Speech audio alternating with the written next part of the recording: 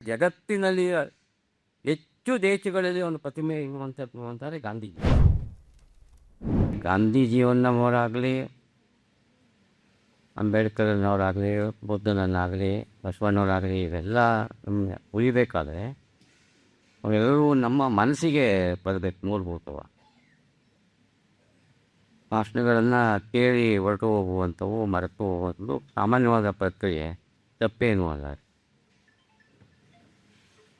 ಹಾಗೆ ಮನಸ್ಸಿನಲ್ಲಿ ನಿಲ್ಲಬೇಕು. ಹಾಗೆ ಅಂದರೆ ಅದು ಯುವ ಸಮುದಾಯವನ್ನು, ಪರ್ಟಿಕ್ಯುಲರ್ಲಿ ವಿದ್ಯಾರ್ಥಿನಿಯರು ಗಾಂಧೀಜಿಯ ವಿಚಾರದ ಆಂದೋಲನದ ಪ್ರಕ್ರಿಯೆಯಲ್ಲಿ ಅವರೆಲ್ಲ ತೊಡಗಿಕೊಳ್ಳುವಾಗ ಒಂದು 40-50 ಜನರ ವಿದ್ಯಾರ್ಥಿಗಳನ್ನು ಒಂದು ಟೀಮನ್ನು ಬಲಪಡಿಸಬೇಕು ನೀವು. ಆ ಥರದ ಟೀಮ್ ಪ್ರತಿ ವರ್ಷವೂ ಬರ್ತಾ ಹೋದರೆ 40 ದಿವಸ, ಒಂದು ವರ್ಷ 80 ಆಗುತ್ತೆ, ಆಮೇಲೆ 100 ಆಗುತ್ತೆ, ಆಗ್ತಾ ಹೋಗುತ್ತೆ. ಆಗ ಅವರು ಗಾಂಧೀಜಿಯವರನ್ನು ಯಾವ ಕಾರಣಕ್ಕೂ ಕೂಡ ಮರೆಯಲಾರದು. ಅವರು ಇರುವ ತನಕ ಗಾಂಧೀಜಿಯವರ ಜೊತೆ ಮಾತಾಡ್ತಾ ಹೋಗ್ತಾರೆ. ಇದು ಹೀಗೆ ಮುಂದುವರಿಬೇಕು ಅನ್ನುವಂಥ ಆಶಯವನ್ನು ವ್ಯಕ್ತಪಡಿಸಿತ್ತು. ಅದು ಮುಂದಿನ ವರ್ಷದಿಂದ ಅದು ಯೋಜನೆಗೆ ಬರುತ್ತೆ ಅಂತ ನಾನು ಅಂದ್ಕೊಂಡಿದ್ದೇನೆ. ಈಗ ನಮ್ಮ ತುಕಾರಾಮ್ ಅವರು ಕೆಲವು ವಿದ್ಯಾರ್ಥಿಗಳನ್ನು ಇದ್ದಕ್ಕಿದ್ದಾಗೆ ಪ್ರಶ್ನೆ ಕೇಳಿ ಅವರನ್ನು ಮಾತಾಡಿಸಿದರು.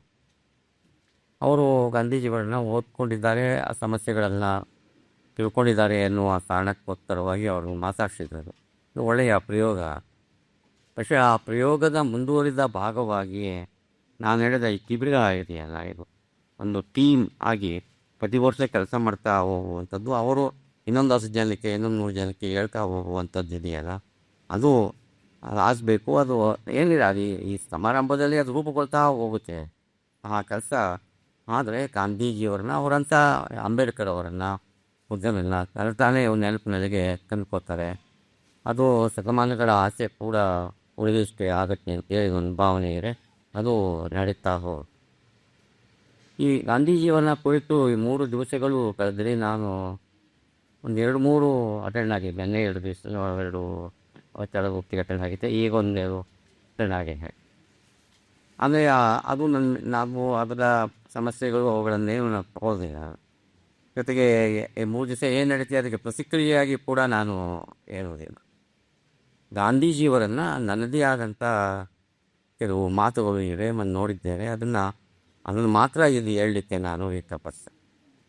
ಆಮೇಲೆ ದಯವಿಟ್ಟು ಗಮನಿಸಬೇಕು, ಗಾಂಧೀಜಿಯವರು ನನ್ನ ಮೇಲೆ ಏನು ಪ್ರಭಾವ ಮಾಡಿದ್ರು ಆ ಪ್ರಭಾವದ ಎಳೆಯಲ್ಲಿ ಅದು ಮಾರ್ಗದಲ್ಲಿ ನಾನು ಮಾತಾಡ್ತೀನಿ ಅಂತ ತಾವು ತಿಳ್ಕೊಬೇಡ. ಯಾಕೆಂದರೆ ಆಗ ಅದು ಯಾವುದೋ ಹಂತದಲ್ಲಿ ಪರವಾಗಿಯೋ ವಿರೋಧವಾಗಿಯೋ ಬರುವಂಥ ಅಂಶಗಳಿಗೆ ನಾನು ಎಳೆ ಕೊಟ್ಟಿದ್ದಾರೆ. ಆ ಥರ ನಾನು ಮಾತಾಡುವಾಗ ಮಾತನಾಡಬೇಕಾದ ಅಗತ್ಯವೂ ಇಲ್ಲ. ಗಾಂಧೀಜಿಯವರನ್ನು ಗಾಂಧಿ ಅಂದರೆ ಗಾಂಧಿ ಅಂತ ಅನ್ನುವ ಮಾತನ್ನು ನಾವು ಹುಟ್ಟಾಕ್ತೇವೆ. ನನ್ನ ಒಂದು ಕವನ ಸಂಕಲನ ಹೆಸರಿನಲ್ಲಿ ಬರೆದಿದೆ. ಗಾಂಧಿ ಅಂದರೆ ಗಾಂಧಿ ಅಷ್ಟೇ, ಇನ್ನು ಬೇರೆ ಯಾರನ್ನೂ ತರೋಕೆ ಆಗೋದಿಲ್ಲ ಅನ್ನುವಂಥ ಅರ್ಥದಲ್ಲಿ ಅದನ್ನು ಪ್ರಯೋಗ ಮಾಡ್ತಾರೆ. ಗಾಂಧಿ ಅಂದರೆ ಗಾಂಧಿ ಅರ್ಥ ಅಂದರೆ ಅವನಿಗೆ ಉಪಮೆ ಆಸನೆ. ಈಗ ಆಕಾಶವೇ ಹೇಗೆ ಪ್ರತಿಮೆ ಆಗುತ್ತೋ, ಗಾಂಧಿ ಅಂದರೆ ಗಾಂಧಿಯೇ ಪ್ರತಿಮೆ, ಮತ್ತೊಬ್ಬರು ತರೋದು ಆಗೋದಿಲ್ಲ. ಆ ದೃಷ್ಟಿಯಿಂದ ಗಾಂಧಿ ಅಂದರೆ ಗಾಂಧಿ ಅನ್ನುವಂಥದ್ದು ಒಂದು ಇರ್ತದೆ. ಆ ಥರದ ಇವುಗಳಿಗೂ ಕೂಡ ನಾನು ಕಡಿಮೆ ಮಾತಾಡ್ತಾ ಹೋಗ್ಬೋದು. ಆದರೆ ಗಾಂಧಿಯು ಒಂದು ರೀತಿಯ ಪ್ರಾಬ್ಲಮ್ಯಾಟಿಕ್ ಈ ಸನ್ನಿವೇಶಗಳು ನಿಲ್ಕೊಂಡು ಮಾತಾಡೋಕ್ಕೆ ನಾನು ಹೋಗೋದಿಲ್ಲ. ಅದು ಇಲ್ಲ ಅಂತ ಪ್ರಶ್ನೆ ಅಲ್ಲ. ನಾನು ಯಾವುದನ್ನು ಈಗ ಕಕಟಾಲವನ್ನು ಕೆದಕಿ ಅದಕ್ಕೆಲ್ಲ ಉತ್ತರವನ್ನು ಕೊಟ್ಕೊಳ್ಳುವಂಥ ವ್ಯವಧಾನ ಕೂಡ ನನ್ನಲ್ಲಿ ಗಾಂಧಿಯನ್ನು ಗಾಂಧಿಯಾಗೇ ನೋಡುವಂಥ ಕೆಲಸವನ್ನು ನಾನು ಈ ಎಷ್ಟು ಮಾತುಗಳು ಹೇಳೋದಪ್ಪ ಅಷ್ಟನ್ನು ಮಾತ್ರ ಹೇಳೋದು. ಅಂದರೆ ಗಾಂಧಿಯನ್ನು ಗಾಂಧಿಯಾಗೆ ಯಾಕೆ ಕಂಡು ಈಗ ನೋಡಬೇಕು ಅನ್ಸಲ್ಲ, ಒಂದು ಪುಸ್ತಕನೇ ಓದಬೇಕು ಅಂತ ಏನಿಲ್ಲ. ಗಾಂಧಿಯನ್ನು ಕಾರ್ಯಕ್ರಮದಲ್ಲಿ ತಾನು ನೋಡಬಾರ್ದು, ನಾವು ಯಾವ ರೀತಿ ನೋಡಬೇಕು ಅನ್ನುವ ಕಾರಣ ಮಾತ್ರ. ಮತ್ತು ಈ ಸೆಮಿನಾರು ಆರಂಭವಾದದ್ದು ಗಾಂಧೀಜಿಯವರು ಬರೆದ ಆತ್ಮಕಥೆ 100 ವರ್ಷ ತುಂಬಿದೆ. ಆ ಹಿನ್ನೆಲೆಯಲ್ಲಿ ಈ ಸೆಮಿನಾರ್ ನಡೀತಾ ಇದೆ. ಆದ್ದರಿಂದ ಆ ಸನ್ನಿವೇಶವನ್ನು ಕುರಿತು ನಾನು ಮಾತಾಡ್ತೇನೆ. ಗಾಂಧೀಜಿಯವರೇ ತಮ್ಮ ಆತ್ಮಕಥೆಯ ಬಯಕೆ ನಿನ್ನೆಯಿಂದ ಯಾರೂ ಆ ಮಾತುಗಳನ್ನು ಹೇಳಿಲ್ಲ. ಮೊನ್ನೆ ನನಗೆ ಗೊತ್ತಿದೆ. ಅವರೇ ಏನು ತಮ್ಮ ಆತ್ಮಕಥೆಗೆ ಹೇಳಿದ್ದಾರೆ.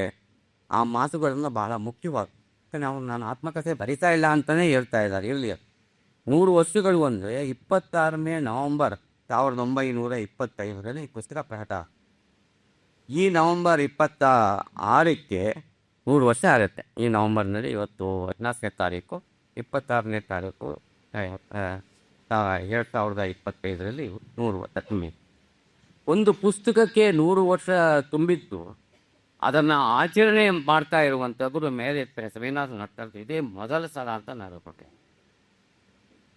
ಗಾಂಧೀಜಿ ಗಾಂಧೀಜಿಯವರು ಮತ್ತು ಅದೆಲ್ಲ ಸುಳ್ಳು. ಗಾಂಧೀಜಿ ಏನು ಮಾಡ್ತಿಲ್ಲ, ನಾನು ಮಾಡ್ತಿದ್ದೆ, ನೀವು ಮಾಡ್ತಿದ್ದೀರ ಇಲ್ವಲ್ಲ, ಮತ್ತೆ ಯಾಕೆ ಬಂದ್ರಿ ಮತ್ತಿದ್ರೆ ಸುಮ್ಮನೆ ಅದನ್ನು ಹೇಳೋಕೆ ಹೋಗ್ಬೇಡ್ರಿ. ಗಾಂಧಿ ಯಾಕೆ ಮರೀತಾರೆ?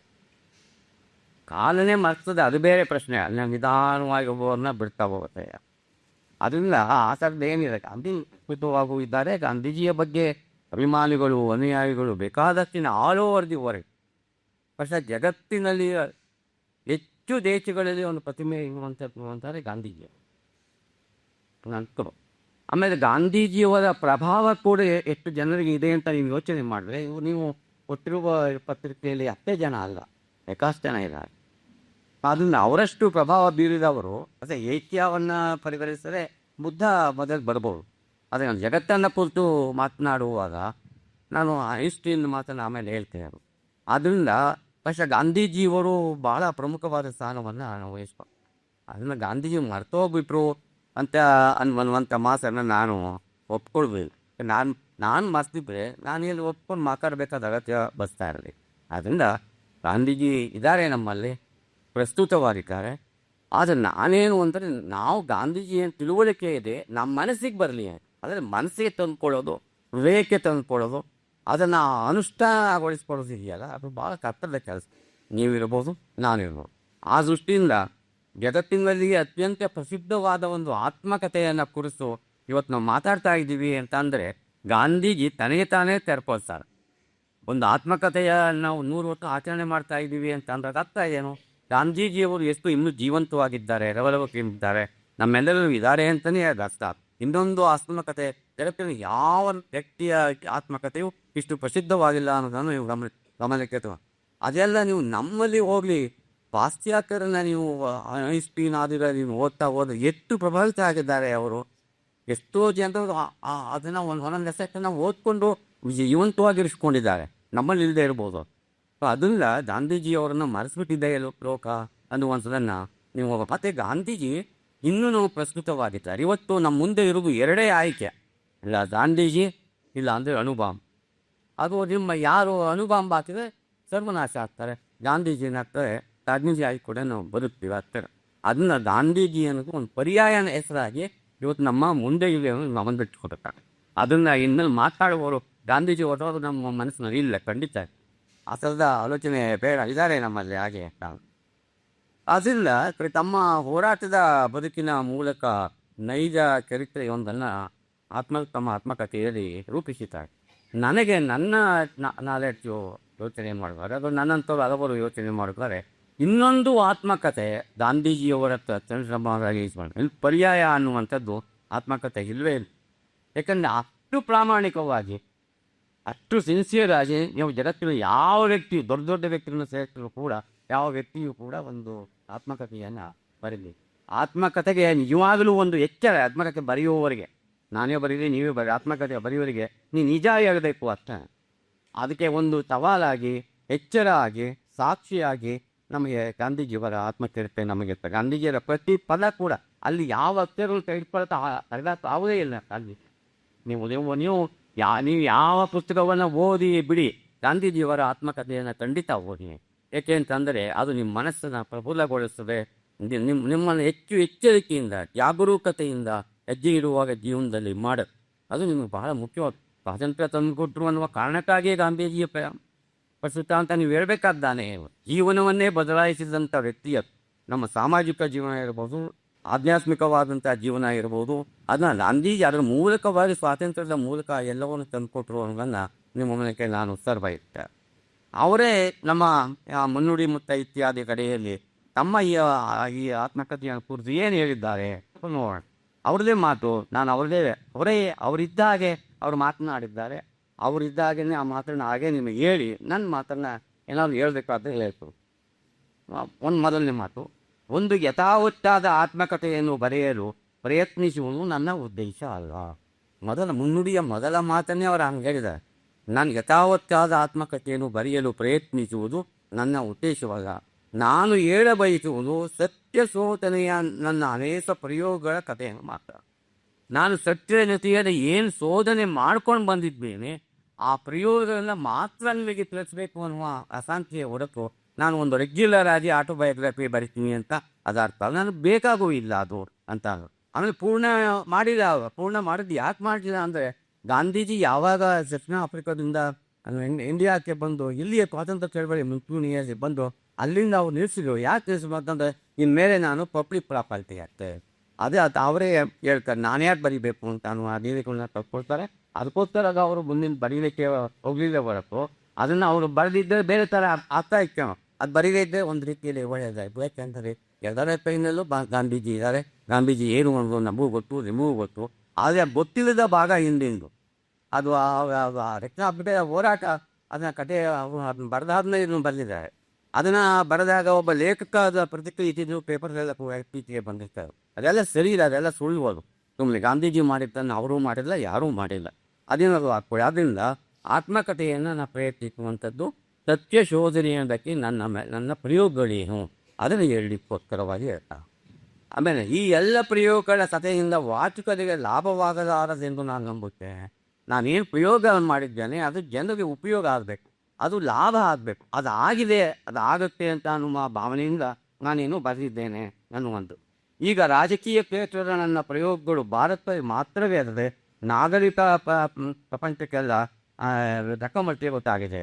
ನಾನು ರಾಜಕೀಯ ಕ್ಷೇತ್ರದಲ್ಲಿ ಏನು ಪ್ರಯೋಗ ಮಾಡಿದ್ದೇನೆ ಆ ಪ್ರಯೋಗಗಳು ಯಶಸ್ವಿಯಾಗಿವೆ. ಅದು ಭಾರತದಲ್ಲಿ ಮಾತ್ರ ಅಲ್ಲ, ಜಗತ್ತಿನಾದ್ಯಂತ ಅದು ಗೊತ್ತಿರುವ. ಅದು ನಮ್ಗೆ ಗೊತ್ತೇ ಇದೆ. ಏನು ನಮಗೆ ಅಮೇರಿಕನ್ ಗಾಂಧಿ ಅಂತ ಇದ್ದಾರೆ, ಅದು ಮಂಡೇಲಾ ಇದ್ದಾರೆ, ಬೇಕಾಷ್ಟು ಜನ ಇದ್ದಾರೆ. ಅವ್ರು ಏನು ಆಲೋಚನೆ ಮಾಡಿದ್ರು ಅನ್ನುವಂಥದ್ದು. ಸೊ ಅದನ್ನು ನಮಗೆ ಗಾಂಧಿ ಭಾರತಕ್ಕೆ ಮಾತ್ರ ಅಲ್ಲ, ಜಗತ್ತಿಗೆ ಬೇಕಾದಂಥ ವ್ಯಕ್ತಿ ಎಂಬುದನ್ನು ನೀವು ನಮ್ಮದಲ್ಲಿ ಇಟ್ಕೊಂಡು ಅದನ್ನಾಗ ನೀವು ಭಾರತದಲ್ಲಿ ಹೇಗೆ ನೀವು ಗಾಂಧೀಜಿಯವರು ಕೂತು ಜಗತ್ತಿಗೆ ಕೂಡ ಅವರು ಚಿಂತನೆ ಮಾಡ್ತಾರೆ. ಅದನ್ನು ಅವರು ಪ್ರಸ್ತುತ ಅಲ್ಲ ಮರ್ತು ಬಿಡ್ತಾರೆ, ಖಂಡಿತ ಮರೀಲಿಕ್ಕೆ ಸಾಧ್ಯ ಆಗೋದಿಲ್ಲ, ಅವನು ಮರಿಲಿಕ್ಕೆ ಆಗೋದಿಲ್ಲ. ನೋಡಿ ಬೇಕಾದ್ರೆ ಮುಂದೆ ಹೇಳ್ತಾರೆ ಅವರು. ಆದರೆ ಅಧ್ಯಾತ್ಮ ಕ್ಷೇತ್ರದಲ್ಲಿ ನೋಡಿ, ಇವರು ಯಾಕೆ ನಾನು ಆತ್ಮಕಥೆ ಬೇಡ ಅಂತ ಅಂದರೆ, ಇವರಿಗೆ ಒಂದು ಆಧ್ಯಾತ್ಮ ಕ್ಷೇತ್ರ ಕೂಡ ಇದೆ, ಬರೀ ರಾಜಕೀಯ ಮನುಷ್ಯ ಅಲ್ಲ. ಅದನ್ನು ಅವ್ರಿಗೇನು ಆಧ್ಯಾತ್ಮಿಕ ಕೂಡ ಪ್ರಯೋಗ ಮಾಡಿಲ್ಲ. ಅದನ್ನು ಅವ್ರು ಹೇಳ್ತಾರೆ, ಆಧ್ಯಾತ್ಮ ಕ್ಷೇತ್ರ ನಾವು ನಡೆಸಿದ ಪ್ರಯೋಗಗಳು ನಿವಲಿತು ನನಗೆ ನಿಜವಾಗಿಯೂ ಇಷ್ಟ. ಆಧ್ಯಾತ್ಮ ಕ್ಷೇತ್ರವನ್ನು ಪ್ರಯೋಗ ನಡೆಸಿದೆ, ಅದು ನನಗೆ ಇಷ್ಟ. ಅದನ್ನು ಆತ್ಮಕಥೆ ನನಗೆ ಬೇಕವೆ. ಇವು ಗೊತ್ತಿರುವುದು ನನಗೆ ಮಾತ್ರ, ಯಾಕಂದರೆ ಆಧ್ಯಾತ್ಮಿಕ ಪ್ರಯೋಗ ಅಲ್ಲ, ನನಗೆ ಮಾತ್ರ ಗೊತ್ತಿಲ್ಲ. ಅಷ್ಟೇ ಅಲ್ಲ, ಈ ಪ್ರಯೋಗಗಳು ರಾಜಕೀಯ ಕ್ಷೇತ್ರದಲ್ಲಿ ಕೆಲಸ ಮಾಡೋದು ನನಗೆ ಶಕ್ತಿ ಆಗ್ತದೆ. ಯಾಕೆ ಈ ಆಧ್ಯಾತ್ಮಿಕ ಪ್ರಯೋಗಗಳು ನನಗೆ ಬೇಕಾಗಿವೆ ಅಂದರೆ, ರಾಜಕೀಯದಲ್ಲಿ ನಾನು ಏನು ಕೆಲಸ ಮಾಡಿದ್ದೇನೆ ಅದಕ್ಕೆ ಪೋಷಕವಾಗಿ ನಿಂತು ನನ್ನ ಶಕ್ತಿಯನ್ನು ತುಂಡುವೆ. ಇವತ್ತು ನಾನೇನಾದರೂ ರಾಜಕೀಯದಲ್ಲಿ ಕೆಲಸ ಮಾಡಿದ್ದೇನೆ ಅಂದರೆ ಅದು ನನ್ನ ಆಧ್ಯಾತ್ಮಿಕ ಪ್ರಯೋಗಗಳು ಮಾತ್ರ ಅನ್ನುವ ಭಾವನೆ ಬರ್ತದೆ. ಈ ಅಂಶವನ್ನು ಬೇರೆ ಯಾರೇ ಆತ್ಮಕಥೆಯಲ್ಲಿ ಹೇಳಲಿಕ್ಕೆ ಸಾಧ್ಯ ಇಲ್ಲ ಅನ್ನುವಂಥ ಮಾತು. ಆನಂತರ ಮತ್ತೆ ಮುಂದುವರಿತಾ ಹೋಗ್ತಾರೆ. ನನ್ನೆಲ್ಲನೂ ಮನುಷ್ಯ ಮತ್ತೆ ಅದನ್ನು ಬರಲಿಲ್ಲ, ನಲ್ಲೆಲ್ಲ ಬೇಕಾದ್ರು ನಾನು ಸಾಧಿಸಬೇಕೆಂದಿರುವುದು ಈ 30 ವರ್ಷಗಳಿಂದ ತೀವ್ರವಾಗಿ ಪ್ರಯತ್ನಿಸಿರುವುದು ಏನು ಅವು ಅಂದರೆ ಆತ್ಮಸಾಕ್ಷಾತ್ಕಾರ, ಈಶ್ವರ ಪ್ರತ್ಯಕ್ಷ ದರ್ಶನ ಅಥವಾ ಮೋಕ್ಷ. ಇದು ನಮಗೆ ಎಲ್ಲರಿಗೂ ಕಮ್ಯುನಿಕೇಟ್ ಆಗಲ್ಲ ಈ ಮಾತುಗಳು. ಆತ್ಮಸಾಕ್ಷಾತ್ಕಾರ, ಈಶ್ವರ ದರ್ಶನ ಅಥವಾ ಮೋಕ್ಷ ಅನ್ನುವಂಥದ್ದು ನಿಮಗೆ ಬೇರೆ ರೀತಿ ಡೆಲಿವರಿ ಮಾಡ್ಬೋದು, ಅದರ ಅಂಶಗಳೇನು ಅಂತ. ಆದರೆ ಈಶ್ವರ ಪ್ರದೇಶಕ್ಕೆ ಏನು ಮಾಡೋದು? ಆದರೆ ಇವತ್ತು ದೇವರೇ ಇಲ್ಲ ಅನ್ನುವಂಥದ್ದು ಒಂದು ದೇವರು ಕಾನ್ಸೆಪ್ಟೇ ಹೊರತು ಪರ್ಸೆಪ್ಟ್ ಅಲ್ಲ ಅನ್ನುವಂಥದ್ದು ವಿಜ್ಞಾನವನ್ನು ಹೇಳ್ತಾ ಇರುವಾಗ ನೀವು ದೇವರನ್ನು ಇಟ್ಕೊಂಡು ನಾನೇನೋ ಮಾಡ್ತಾ ಇದ್ದೀನಿ ಅಂತ ಹೊರಡೋದು ಹೆಂಗೆ ನಾನು ಒಪ್ಕೊಳ್ಳಿ ಅನ್ನುವಂಥ ಒಬ್ಬ ವಿಜ್ಞಾನದ ಭಾವನೆ ಇರುವಂಥವನು ಹೇಳ್ಬೋದು. ಅದಕ್ಕೂ ಆದರೆ ಆತ್ಮ ಸಾಕ್ಷಾತ್ಕಾರ ಅಥವಾ ನೀವು ತನ್ನನ್ನು ಪರಿಷ್ಕರಿಸಿಕೊಳ್ಳುವಂಥ ವಿಚಾರ ಅದಕ್ಕೆ ಮೋಕ್ಷ ಅನ್ನುವಂಥದ್ದು ಎಲ್ಲೆಲ್ಲ ಬಿಡುಗಡೆ ಹೋಗುವುದರ್ಥ. ಮೋಕ್ಷ ಅನ್ನೋದು ಹಳೆಯ ಪದ ಇರ್ಬೋದು ಅದು, ಆದರೆ ಬಿಡುಗಡೆ ಅಂದು ಎಲ್ಲನ್ನ ಸಾಮಾಸ್ರೋಧ ಮುಂತಾದವು ಇರ್ಬೋದು. ನೀವು ಯಾವುದು ರಿಲೇಟೆಡ್ ಆಗಿರುತ್ತೋ ಲೈಫ್ಗೆ ಅದೆಲ್ಲವನ್ನು ಬಿಟ್ಟು ಬರುವಂಥದ್ದು ಭಾಳ ಮುಖ್ಯವಾದಂಥ ಒಂದು ವಿಷಯ ಇದು. ನಿಮಗೆ ಕಥೆಗಳು ನೀವು ಓದಿದ್ರೆ ಗೊತ್ತಾಗುತ್ತೆ. ಅವರು ದಕ್ಷಿಣ ಆಫ್ರಿಕಾದಲ್ಲಿ ಇದ್ದರಲ್ಲ, ದಕ್ಷಿಣ ಆಫ್ರಿಕಾದಲ್ಲಿ ಇದ್ದಾಗ ಮೊದಲ ಸಾರಿ ಬಂದು ಮರ್ತೋಯ್ತಾರೆ. ಕೊನೆ ಸಾರಿ ಅವರೆಲ್ಲೋ ಇಂಡಿಯಾಕ್ಕೆ ಹೋಗ್ಲಿಕ್ಕೆ ಪ್ರಯತ್ನ ಮಾಡ್ತಾ ಅವರು ಫ್ಯಾಮಿಲಿ ಸಹಿತವಾಗಿ ಅಂತ ವಾಪಸ್ ಆಗುವ ಹಿನ್ನೆಲೆಯಲ್ಲಿ ಅವರಿಗೆ ದಕ್ಷಿಣ ಆಫ್ರಿಕಾದ ಪರಿಚಯ ಜನ ಮತ್ತು ಇಂಗ್ಲೀಷ್ ಪರಿಚಯ ಎಲ್ಲ ಅವ್ರಿಗೆ ಪ್ರೆಸೆಂಟೇಷನ್ ಕೊಡ್ತಾರೆ. ಆ ಪ್ರೆಸೆಂಟೇಷನ್ ಎಷ್ಟಾಯಿತು ಅಂದರೆ ಇನ್ಕ್ಲೂಡಿಂಗ್ ದುಡ್ಡು ಗೋಲ್ಡ್ ಎಲ್ಲ ಕೊಡ್ತಾರೆ. ಅದಕ್ಕೆ ಸರಗಳು ಇರ್ತವೆ, ಅದನ್ನು ನಾನು ತಗೊಳ್ಳೋ ಹೋಗೋದಿಲ್ಲ ಇದು ಇಂಡಿಯಾಕ್ಕೆ, ಇದನ್ನು ಇಲ್ಲೇ ಟ್ರಸ್ಟ್ ಮಾಡಿ ಅದು ಏನು ಅದನ್ನು ಹೇಗೆ ಡಿಸೈನ್ ಮಾಡಬೇಕು ಅನ್ನೋದನ್ನ ರಚನೆ ಮಾಡಿ ಒಂದು ವರ್ಷ ಮಾಡಿ ನಾನು ಹೋಗ್ತೀನಿ ಅಂತ. ಆಗ ಅವರ ಗಾಂಧಿಯವರ ಪತ್ನಿ ಯಾವುದೋ ಒಂದು ಸರವನ್ನು ತೆಗೆದುಕೊತಾನೆ, ನಲ್ಲಿ ಕೊಟ್ಟಿರೋದು ಅದನ್ನ ನಾನು ಇಟ್ಕೋತೀನಿ, ನಿಮಗೆ ಏನಾದ್ರು ಕೊಡೋದಿಲ್ಲ ಇವಾಗ ಅಂತ. ಅವರು ವಾಪಸ್ ಕೊಡುವವರೆಗೂ ಒಪ್ಪುವರೆಗೆ 3 ನಿಮಿಷ ಸತತವಾಗಿ ಪ್ರಯತ್ನ ಮಾಡಿದ್ದಾರೆ ಶ್ರೀಮತಿ ಗಾಂಧಿ ಇತ್ತೆ. ಕೊಡೋದಿಲ್ಲ ಅಂತ, ನಂದು ಇದು ಅಂತ, ಇಲ್ಲ ನೀವು ಕೊಡಬೇಕು, ನಂದೇ ಇದೆ ನಿಂತೇನಿಲ್ಲ. ಕೊನೆಗೆ ಅವ್ರು ಕನ್ವಿನ್ಸ್ ಮಾಡಿ ಅವರು ಕಸ್ತೂರ್ಬಾ ಅವರು ಆ ಸರವನ್ನು ವಾಪಸ್ ಕೊಟ್ಟಾದ ಮೇಲೆ ಅವರು ಒಂದು ಟ್ರಸ್ಟ್ ಮಾಡಿ ಅಂತೆ, ಇದು ನಂದಲ್ಲ, ಇದು ಇಲ್ಲಿ ಸೇರಿಸು, ಇದಕ್ಕೊಂದು ಟ್ರಸ್ಟ್ ಮಾಡಿ ನೇಮಿಸ್ಕೊಡ್ತಾರೆ. ಇದು ಗಾಂಧೀಜಿಯವರು ಭಾರತೀಯ ಕೊಟ್ಟಿಗೆ ಇಮ್ಮಿಡಿಯೇಟಾಗಿ ಅವರ ಹತ್ರ ಒಂದು ಇದಕ್ಕೆ ಇದು ಮಾಡಿರ್ತಾರೆ, ಅದು LIC ಮಾಡಿಸಿರ್ತಾರೆ. ಅದನ್ನು ಅವ್ರು ನಿರಾಕರಿಸ್ತಾರೆ. ಆಮೇಲೆ ನನ್ನ ಹೆಸರಲ್ಲಿ ಏನೂ ಇರೋಕೂಡ್ದು ಅಂತ ಹೇಳಿ ಅದನ್ನು ಕೂಡ ನಿರಾಕರಿಸಿ ಅದಕ್ಕೆ ಬೇರೆ ಏನು ಬೆಲೆಬಾಗಿಯನ್ನು ಕೋರುತ್ತಾರೆ. ಈ ಪ್ರಾಮಾಣಿಕತೆ ಅನ್ನುವಂಥದ್ದು ಸುಮ್ಮನೆ ಬರೋದಿಲ್ಲ. ಇದು ಪ್ರಾಮಾಣಿಕತೆಯನ್ನು ಪಾರದರ್ಶಕತೆ. ನೀವು ಯಾರನ್ನಾದರೂ ಇಂಡಿಯಾದಲ್ಲಿ ಮಾತ್ರ ಅಲ್ಲ, ಇಡೀ ಪ್ರಪಂಚದಲ್ಲಿ ಅಪ್ಪಟ ಪ್ರಾಮಾಣಿಕ ಅಪ್ಪಟ ಪಾರದರ್ಶಕ ಇರುವಂಥದ್ದು ಏನಾದ್ರು ವ್ಯಕ್ತಿ ಸಿಕ್ಕಿದ್ರೆ ಗಾಂಧೀಜಿ ಒಬ್ಬರೇ ಎನ್ನುವಂಥದ್ದನ್ನು ಯೋಚನೆ ಮಾಡಬೇಕು, ಅಥವಾ ಇನ್ನೊಂದು 2-3 ಜನ ಇದ್ದಾರು ಅಷ್ಟೇನೆ. ಸೊ ಅದರಿಂದ ಸುಮ್ಮನೆ ಗಾಂಧೀಜಿ ಆಗ್ಬಿಟ್ರು, ಮಹಾತ್ಮ ಆಗ್ಬಿಟ್ರು ಅನ್ನುವ ಮಾತನ್ನು ಅದಲ್ಲ ಅನ್ನುವಂಥ ಚಿತ್ರ.